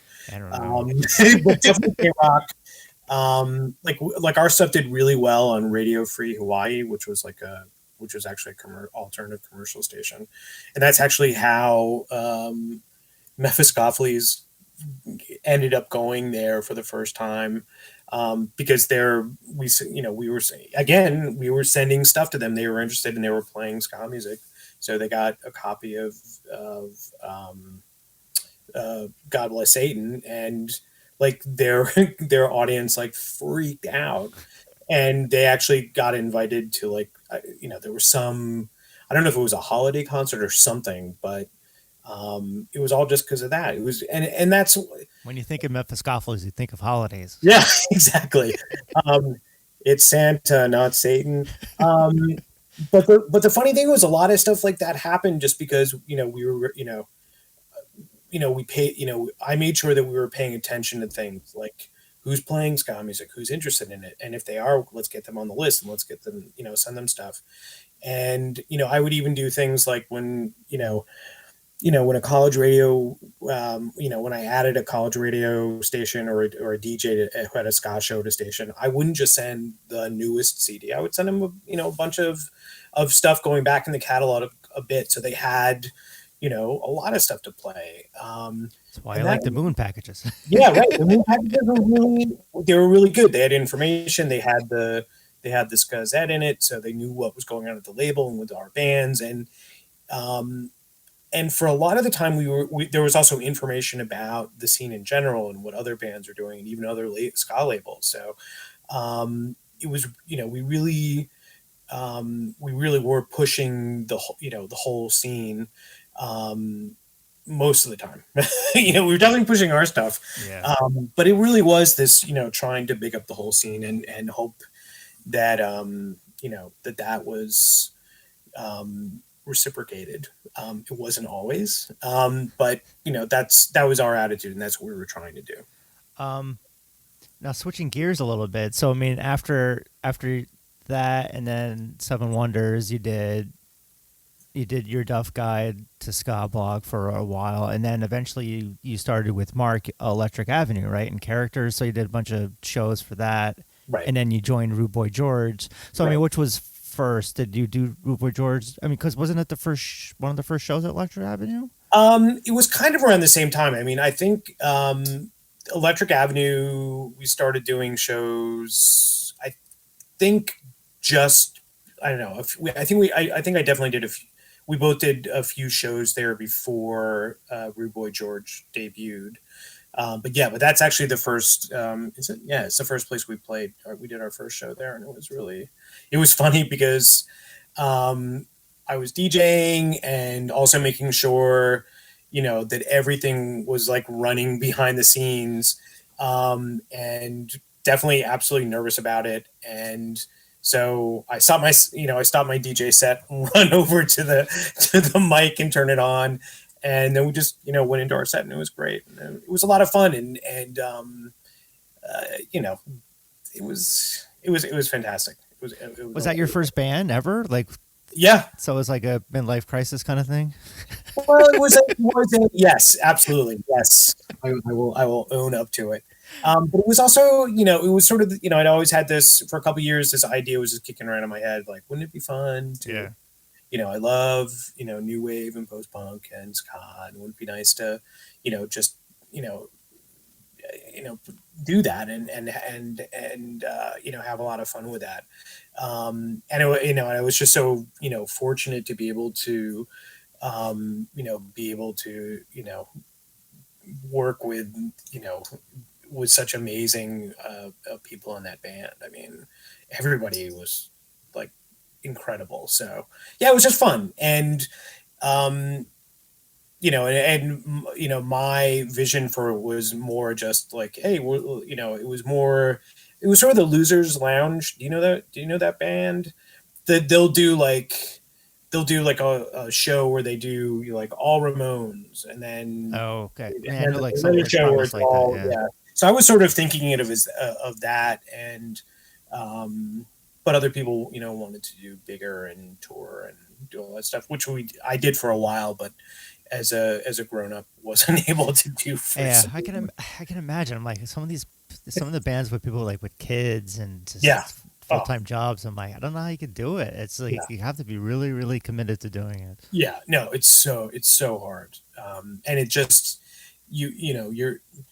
someone's always going to be unhappy with you. Let's put it that way. Like whatever decisions you're making, someone's going to be unhappy. So, but it was great, and I had such a good time, and I'm really glad that even at this point, Rude Boy George has gone through sort of several change ups in its lineup. It's still going, and it's great, and I'm so happy for them. So it's really good. So I mean, with Electric Avenue, what was the last show? I mean, I think Characters is closed. You said, Characters closed. They were mid. They were if that was a shitty location. Know where they were? They were Midtown. They were right around the corner from the Ed Sullivan Theater where Stephen Colbert tapes, and that's not a residential area, and so they thrived on tourists, and they thrived on people working in the neighborhood, and they couldn't make because it. of COVID, right? I mean, because of the pandemic. They were doing quite well before the pandemic hit. So I mean, so I mean, if you would you consider, because it seemed like it kind of pittered out a little bit with it got I mean, I did a show in 2019. It must have been that summer. Was it with the Rudy Crew and? Yeah, who was it? It was I'm trying to remember. It was Rudy Crew. It was after Radix Fest and that whole clusterfuck that I had to deal with. That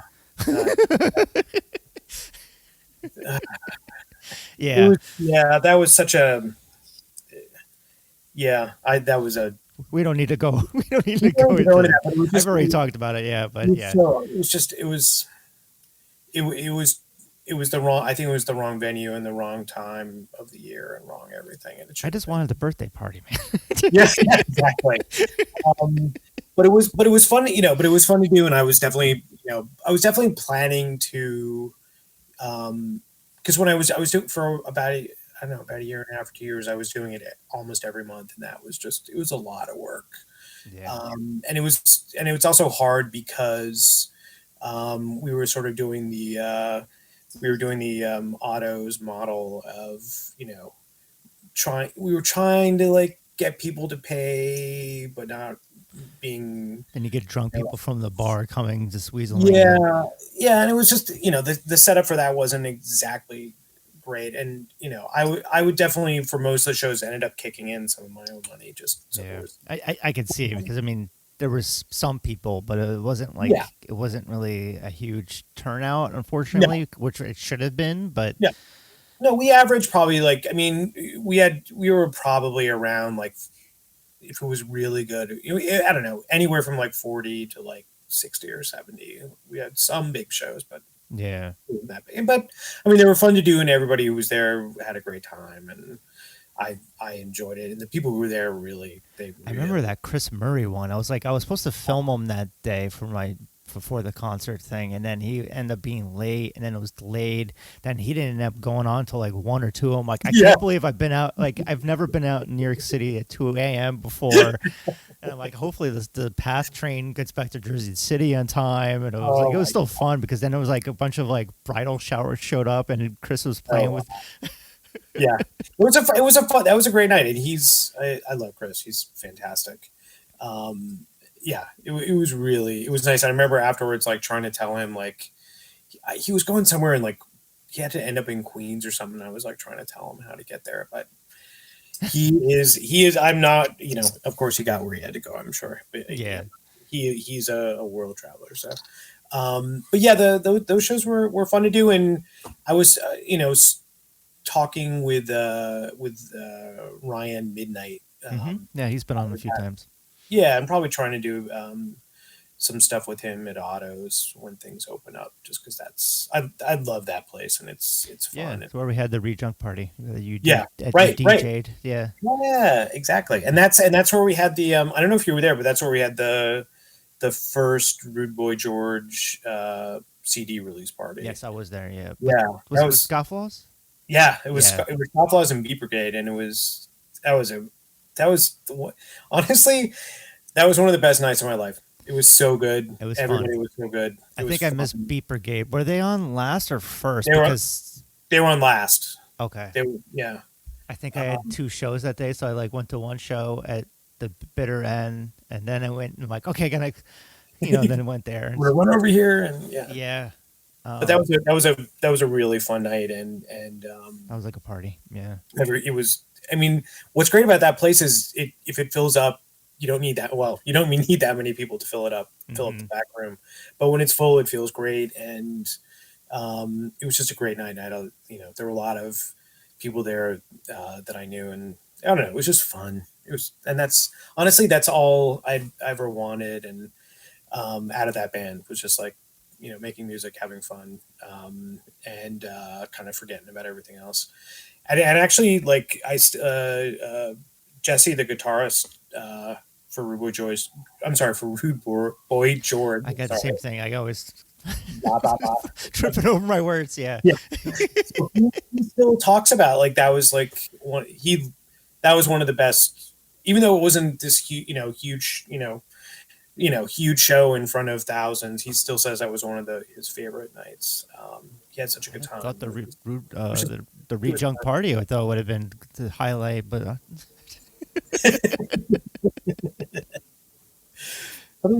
that was fun. Yeah, I was expecting a lot more people for the ReadJunk one, but it's like a lot of friends said they were coming and then they didn't. I'm like, what? But it was still fun though.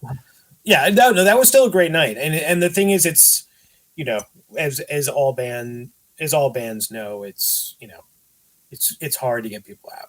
Yeah, always. So when they come, they're just so thankful and grateful. So do you want to talk about the thing that we brought up earlier, where I guess it was the Interrupters? I think you wrote an article about how it was like Amy Interrupter was right wing, and then that whole like blew up out of control. Yeah, I mean, it's kind of interesting, and essentially there was somebody, the Interrupters weren't really on my radar. I mean, they were, and I knew that they were doing stuff with Tim Armstrong. Yeah. And what was it? When particularly they were doing like the Tim Time Bomb stuff, which was actually pretty cool. And then somebody put a bug in my ear about sort of some of the background with Amy Interrupter, and I don't want to make this into like some sort of I don't want to rehash it, but I was just like, but essentially there was he was the person who told me sort of some of the background and pointed me in certain directions, and I was just like, basically the piece I ended up writing was was not about trying to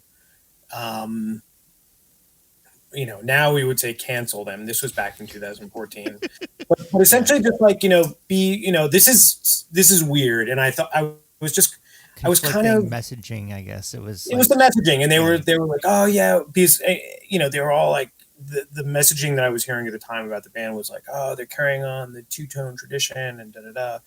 And then I'm like, but you're on Alex Jones, and you were promoting Ron Paul, who has really kind of a lot of racist stuff going on there, and it was just it kind of, you know, and I'm and I will, you know, be out there that I I think libertarianism is ridiculous, and it's this selfish, like ludicrous, you know, ideology, like, oh, we're gonna just, I don't know, fend for ourselves type thing. And I'm like, no. And so yeah, the racism, you had that sort of, you know, screw everybody else, I'm gonna be selfish attitude. And it was, and then sort of this like, but we're carrying on this two-tone tradition. And so I was sort of like, you know, but that's not what Two Tone was about. And it was about, you know, being anti-racist and calling out racists and not being, you know, not accepting that, and certainly not, you know, writing songs for candidates who are racist. So I mean, like when you wrote the article, though, I mean, like how long did it take for it to kind of blow up and get into the band's ear? Not long, not long. I heard pretty soon afterwards from them, and you know, they reached out to me and they were upset, and in some ways, I I think instead of, I think they, you know, and I can see from their viewpoint that they felt it was you know, a really sort of full on attack, and it was more about like, you know, this is, you know, what, you know, what had been going on and what they were trying to associate themselves with was not compatible. Mm-hmm. And you know, and I didn't say don't buy their stuff. I just said like you should be aware of like people out there, like be, you know your product. That was the name of the post that I wrote, and it was about that. It was like, you know, you should be aware of this if you're gonna, you know, I didn't say don't listen to music. I didn't say, you know, go out and boycott them, but I was like, you know, be aware that some of the stuff going on is not simply just the typical, you know, punk rock question authority type attitude that I think a lot of people were assuming and still assume. Um, so you know, I was like, you know, you should know what's going on, and you know, and I'm sure there was stuff I didn't get 100% right, and maybe didn't, you know, represent completely, and that's why when one of the members of the band said that they wanted to, you know, sort of provide a counterpoint to what I wrote, I was like, yeah, sure. Mm-hmm. And there were tons and tons and tons of comments on that particular posting. And I was stupid, and I ended up getting into sort of a big back and forth with somebody that I'm not going to say because it got really heated and, you know, in a sort of a ridiculous way. And was seen as an attack on that person. And I'm like, I'm not attacking you. I'm trying to explain what I'm seeing and what I'm doing. So, I mean, you know, and I actually ended up fairly recently. So it was up, you know, for, you know, from 2014 till just recently. And I actually ended up taking it down because somebody, I don't know, there's somebody who I got another comment because I've still been getting comments. I still get, still get comments from, or like people. That's like the most popular thing is like the things that I don't want them to be, you know? Yeah, exactly. So I got this one kind of very thoughtful comment saying, you know, agreeing with what I'd been, you know, what I'd written for the time. So, but then, you know, the commenter pointed out, like, you know, they have, you know, they'd been supportive of Black Lives Matter and had done all this, you know, they had done things that were much more, you know, positive, and the commenter was basically like saying like, you know, can't people change and be, you know, not forever sort of frozen in one moment of their lives. And I was like, you know what, you're right. You know, this is out there. It's been out there. And actually, I don't think a lot of people saw this, but there was, because it was behind a paywall, but sometime in like 2020, there was an article. No, it must have been 2019. There was an article in the Telegraph newspaper that basically, that I think the headline was something like, you know, the interrupters have like an Alex Jones problem or something. And I finally recently saw somebody copied the whole article and put it up on their blog. and so I was able to read it, um, and it was actually really whoever whoever wrote the article was a really it was a fair article to them, and pointed out like back then Amy had done these I think I read that. Yeah. Alex Jones a bunch and did the Ron Paul stuff. But the reviewer the journalist basically said like things are great and they were getting along, and then he brought it up and he was like the temperature in the room dropped and it was just like everyone they all looked at each other, and to Amy's credit, had said, what, we disown all that, we were wrong, or she was wrong. Mm-hmm. I forget exactly how it was phrased, and I don't want to put words in anyone's mouth, but basically saying, it was wrong, we apologize, so, and I do think that, people, if people, I think people obviously have the capacity to grow and evolve, and, So with that said, do Yeah. you think you like the band now? Or some songs at least? I mean, I don't want to. I mean, it's I'm just really it's not- not your thing, I think. The They're not ska my punk. thing, and I absolutely get why people like them, and I don't, I'm not huge on the ska punk tip. It's just not my thing. Mhm. But again, I objectively, I see why people like them, and that's totally fine. It's kind of a good segue to the last part. I guess I wanted to talk about. Yeah, it was with that ska's back, and I feel like they are the kings and queens of. It's I mean, it's fascinating. So It never went away. and it's weird in that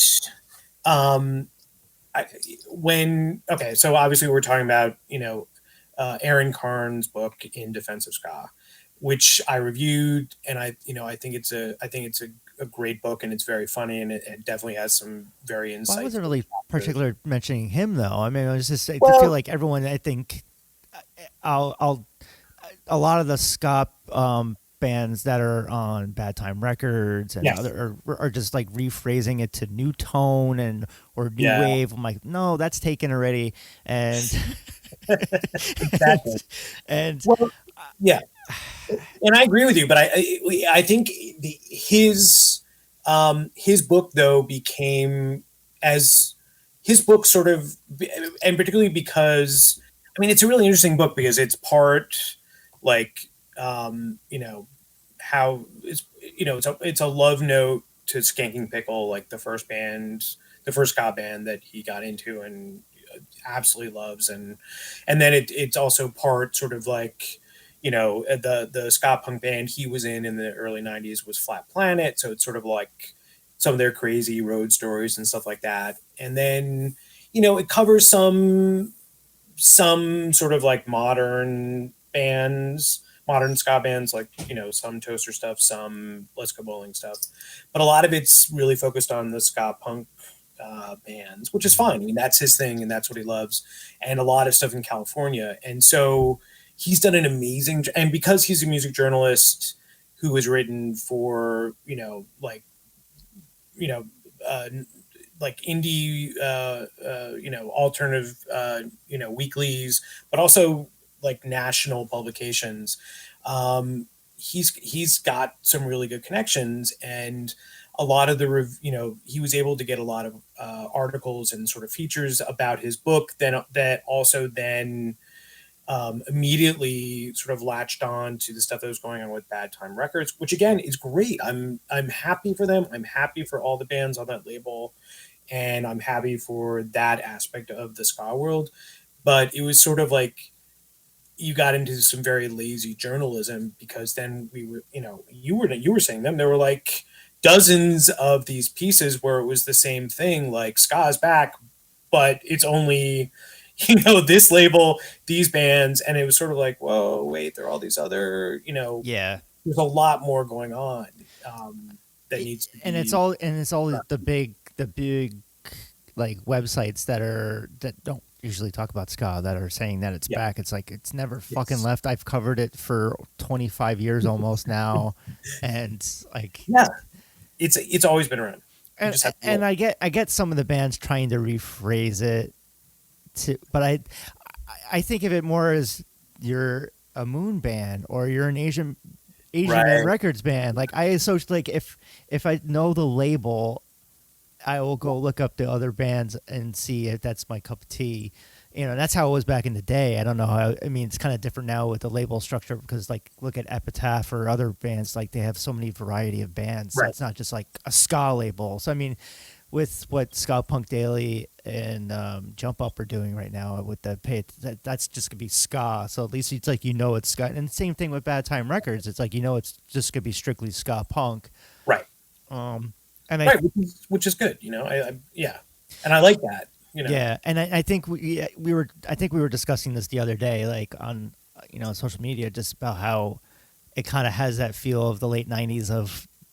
We're not going to name names of bands, but it just feels like there is a lot of like saturation of the same style that's getting noticed. I guess is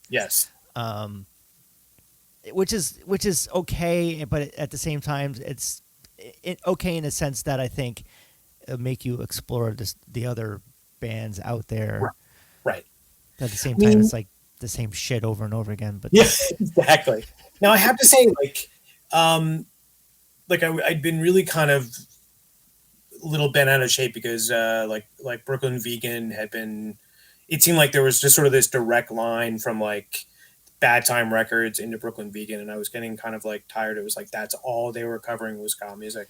But then they did. Did you see this the other day? They did an interview with Marc Wasserman about his book. Yeah, it was one of the few things I clicked on their site because it's just the one the guy that does all the ska stuff. Like it's just every day I'm seeing BV doing ska stuff, and I'm like, yeah, you guys were making fun of this shit about 10 years ago. So I'm like, I know like Andrew is writing it now, and he's being the ska prophet on that site, but. I don't know. There's some sites out there that just the snobbery is unreal. But yes, well, no, I did. I no. Having said that, I did feel. At least I was like, oh yes, you're covering something else. But Marc did. Yeah, Marc did a good job. Yeah, and that was and I was really happy for him. And what's going to be nice is that his book is going to be sort of this corrective to. Everyone thinking there's sort of one narrative. No, there are a lot of narratives and there are a lot of different things going on. And pretty much, all of the bands in his book are like, ska punk was, it hadn't been invented yet because he's covering stuff before all that, before Operation Ivy, before the Bosstones, and, it was, as the title says, the birth of the American ska scene. Yeah. So, which is really good. So I'm happy that that's out there and it's going to, get a big push, and, present, oh no, there's other stuff going on. So, and I gotta plug in that interview too. So I was happy. Yeah. So, I mean, like, so since you're kind of the ska punk stuff of today isn't your cup of tea, I guess. But I mean, so what are some bands that you think other people should be listening to that you've recently reviewed on Duff Guide? Oh, God, they're like rock. I know it's like I've been like more going towards like rock steady, like Yes. I mean, was it J.R. Thomas, Junior Thomas, and the Volcanoes? Like, yeah. That's like, oh, I love it. Yeah. There's so much going on, like all over the place that it's hard to keep up. And I mean, one of my like the stuff that Sean Flowerdew has been doing with Happy People Records. I don't know if you've been following. Yeah. I mean, it's like vinyl, the 7 inches. Yeah. Yeah, and just like the it's from all over the place, and the quality of everything he's releasing is extraordinary. It's on vinyl, but it's also on Bandcamp. I think. Yeah, and it's also digital. But it's just like just like some of the most amazing ska and reggae and everything, and rock steady. I mean, it's incredible. I feel silly just sort of like blanking out, but there's just so much. Like my brain is like on overload. So go to that to ska and look. But it's just like one of the bands that comes to mind that I didn't know at first is the Cooperators out of England, and the producer and Ewan Perkins is just the stuff he's been doing with a whole bunch of people like Joe York, who sings in this falsetto, very much like Junior Mervin and the Heptones. Is just and the Congos is like unbelievable. The stuff that they're and writing all they're writing. Is it like Rocksteady? Like no, actually that stuff is well, it's the stuff with the Cooperators is a mix of like there's definitely a mix of like ska, rocksteady, and reggae and dub, and it's all amazing. But they're just right now there's just so much good stuff, and it's kind of interesting because it's so much of it is again sort of under the radar, but if you know where to look and just to pay attention, there's stuff. There's other sites out there besides covering just the ska punk stuff all the time. Yeah, no, there's so much. So, if my website would work one of these days, God, I've been having such a damn time the last couple of days. I'm like, why? What happened? Just like, I don't know. The site, it's because it's 24 years old and I have 20,000 entries and it's just slowing down. And I'm like, I need to delete some stuff, which I have been, but yeah, you got to archive it. And I need a developer help because there's only so much I can do. All right, so we'll end it with. Do you plan on going to any shows this summer or fall? I mean, I don't know if you went to that Madball at Thompson Square Park. No, well, you see, that was still. No, I did not go to that. Although there was a God, what was their name? It was like their first show. There was a Rocksteady. There was a Rocksteady band that played. It was like the Capturers or something. A band I'd never heard of. It was like the sax player that's always in Murphy's Law. Yeah. So they had I watched one of the videos and they were actually really good. But I was like, Ryan went to that. I was like, and my downstairs neighbor went to it. I was talking to him about it. He's like, yeah, there was about 20% of people wearing masks. This is before like the CDC changed things up. But I'm still like, I don't know. I'm still kind of weary. Like it looked COVID-y. Yeah, it was not. It was too. I mean, now I think it'd be fine, but then it seemed a little. I think early. The problem with it was free, and I think if it would have been a little more controlled, I think it would have been fine and not as on the news everywhere. Yeah, no. Well, I think didn't they end up like sort of like inadvertently screwing over a lot of other free events and stuff shows that were supposed to happen in Tompkins Square.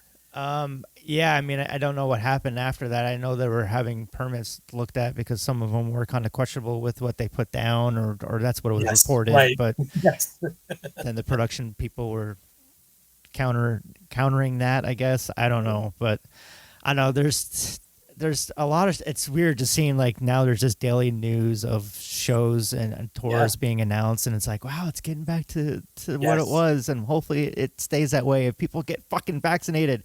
Yeah, exactly. I mean, I am fully vaccinated. I am ready. I'm ready to go to shows and perfectly comfortable, and all the all the science and all the the CDC guidance is that you're vaccinated, you're protected, and it's the people who are unvaccinated who are going to be sneaking in and not wearing masks. They're going to be a risk, and it's just get the shot, everybody. Yeah, I'm wondering if they'll do like temperature checks at the venues or like things like. Or maybe you'll have to. I mean, like a month ago, my son went up to a Yankees game and had to show his CDC vaccination to get in. So yeah, I don't know if that's going to be legal though. I mean, it's, as much as you think it makes sense, that's like you're vaccinated, you can come in. Yeah, right. I mean, it does. I mean, honestly, it's a matter of public health. I mean, but it's also like, come on, like just everybody should just do it. I find it some people that I know that they're like hesitant to get it or they just question it. I'm like, you've done so much drugs, you smoke cigarettes, and this is the shit that you're worried about. Yeah, no, it's true, You right? drink alcohol, like I'm straight edge still, so it's like you do all this other shit, and this is the thing you're fucking worried about. I don't know. It's people are fucking morons. You're getting pills and you're smoking things out of like little glassine bags. Like you don't know where that came from. Yeah, This has been tested at least. So like I've seen you get handed things at shows before and smoke it, and exactly. and you don't You want have to. no idea what's in there. Yeah. Yeah, it's interesting, but yeah, I'm absolutely ready for shows, and I know I was looking up Genesis and MSG, but I was like $300 for a ticket. I was like, oh my god, for like the boonies. I was like, no, to geez. see Phil Collins sitting in the chair. It's like I was kind of doing like go to see it from my dad, like because that was one of his bands. But then he would say that they're fucking sellouts, you know, when they. when it got popular, he liked the genesis of the Peter Gabriel years area, and that's like I like the Phil Collins. So it's like that was more of the pop. Yeah, no, absolutely. But it's like, well, I did buy tickets for Psychedelic Furs in November at the Apollo. So yeah, I did see. I'm ready for other stuff. Like, bring it on. Like, Irving Plaza is opening up, and yes, like, that thing seemed like it was ready to fall apart the last couple of years. That was good that they finally renovated it. I think like Slackers are playing there in December. That's what it is. Yes, right. I saw that. Yeah. And like, but I haven't seen too many ska shows yet. But I'm sure it's the summer and the fall. I'm sure in the fall there's gonna be a ton. Yeah, I'm sure. Yeah, we'll see what happens. But yeah, looking forward to it. All right, this was. I think you're probably the longest guest that I talked to. I mean, it was a two-parter, but I'm going to just merge it together. But nice. I had a lot to talk about with you. You know, it's like, I mean, I'm sure we could have talked a lot more, but just about other things too in life. But you can always come back on. Oh, I'd be happy to. Please, anytime. I'm sure Adam and Ray probably would have been on this too, and probably asked you a lot more other questions. But well, let's do another episode. And yeah, I did definitely have Adam and Ray. Ray and I, the last time I saw him, like, yeah, it must have been the summer of 2019, and we were out at whose birthday was it? We were out at somebody's birthday, out at some bar. I don't know. I don't even know where it was in Brooklyn, and like we talked for like. It must have been like 2 or 3 hours straight about ska music. Yeah. I mean, it was good. It was good stuff. And it's pretty awesome. So he and I can talk for hours. Yeah. So, So put us all together, and then Adam will cut us all down to size, and then just talk about Rush. Yeah, exactly. Oh, one last thing. Do you think there ever will be a Moon Records documentary? You know. I was actually talking. I know Mike from Sergeant Skag reached out. Yeah, to me. Yeah. Mike. Yeah, Mike was talking. It was probably about 5 years ago we were talking about doing it, and he had. This is crazy. He had just finished working on The Apprentice with He Who Shall Not Be Named. Voldemort. Yeah, exactly, and he. So he had free time, and he has all this production work, but we didn't quite at the time. I didn't have the time, but I think with music documentaries these days, I think it's a worthy subject to get into. I do too, and I think you guys have to be willing to talk about it, though. Exactly. I mean, I'm going to put it in the back of my head. I mean, right now the project I'm working on is. I don't know if we mentioned it the last time that I'm writing the book about. Yeah, we did that in the beginning. Yeah. So, I mean, maybe that can. Let me get that done, and that might be the project after it to sort of come up with something interesting. And I mean, it's funny because I've been sort of reluctant to do a whole Moon Records thing just because it's so big and so. I don't know. I can't get my arms around it, but I think maybe doing a documentary would be certainly a an easier way to do it, and then let other people do the, Yeah, you just have to get everyone that's there involved and their side of the story, and everyone's willing to say what they need to say without holding back. Yeah. But have a narrative about it, I think you guys can make work. I think enough time has passed so you guys can probably bury hatchets and talk about things. Absolutely. And yeah. Well, it's interesting. I mean, and I've said this over and over, just like, Moon Records was amazing, and the best, it was the best job I ever had, the best job I ever could have hoped to have had. It was just amazing. And I'm, always grateful to Bucket for that opportunity. And it was, I wouldn't trade it for anything. So, and I think, I know that he was, at the end of it, battered and bruised, and very, soured a lot on the music industry.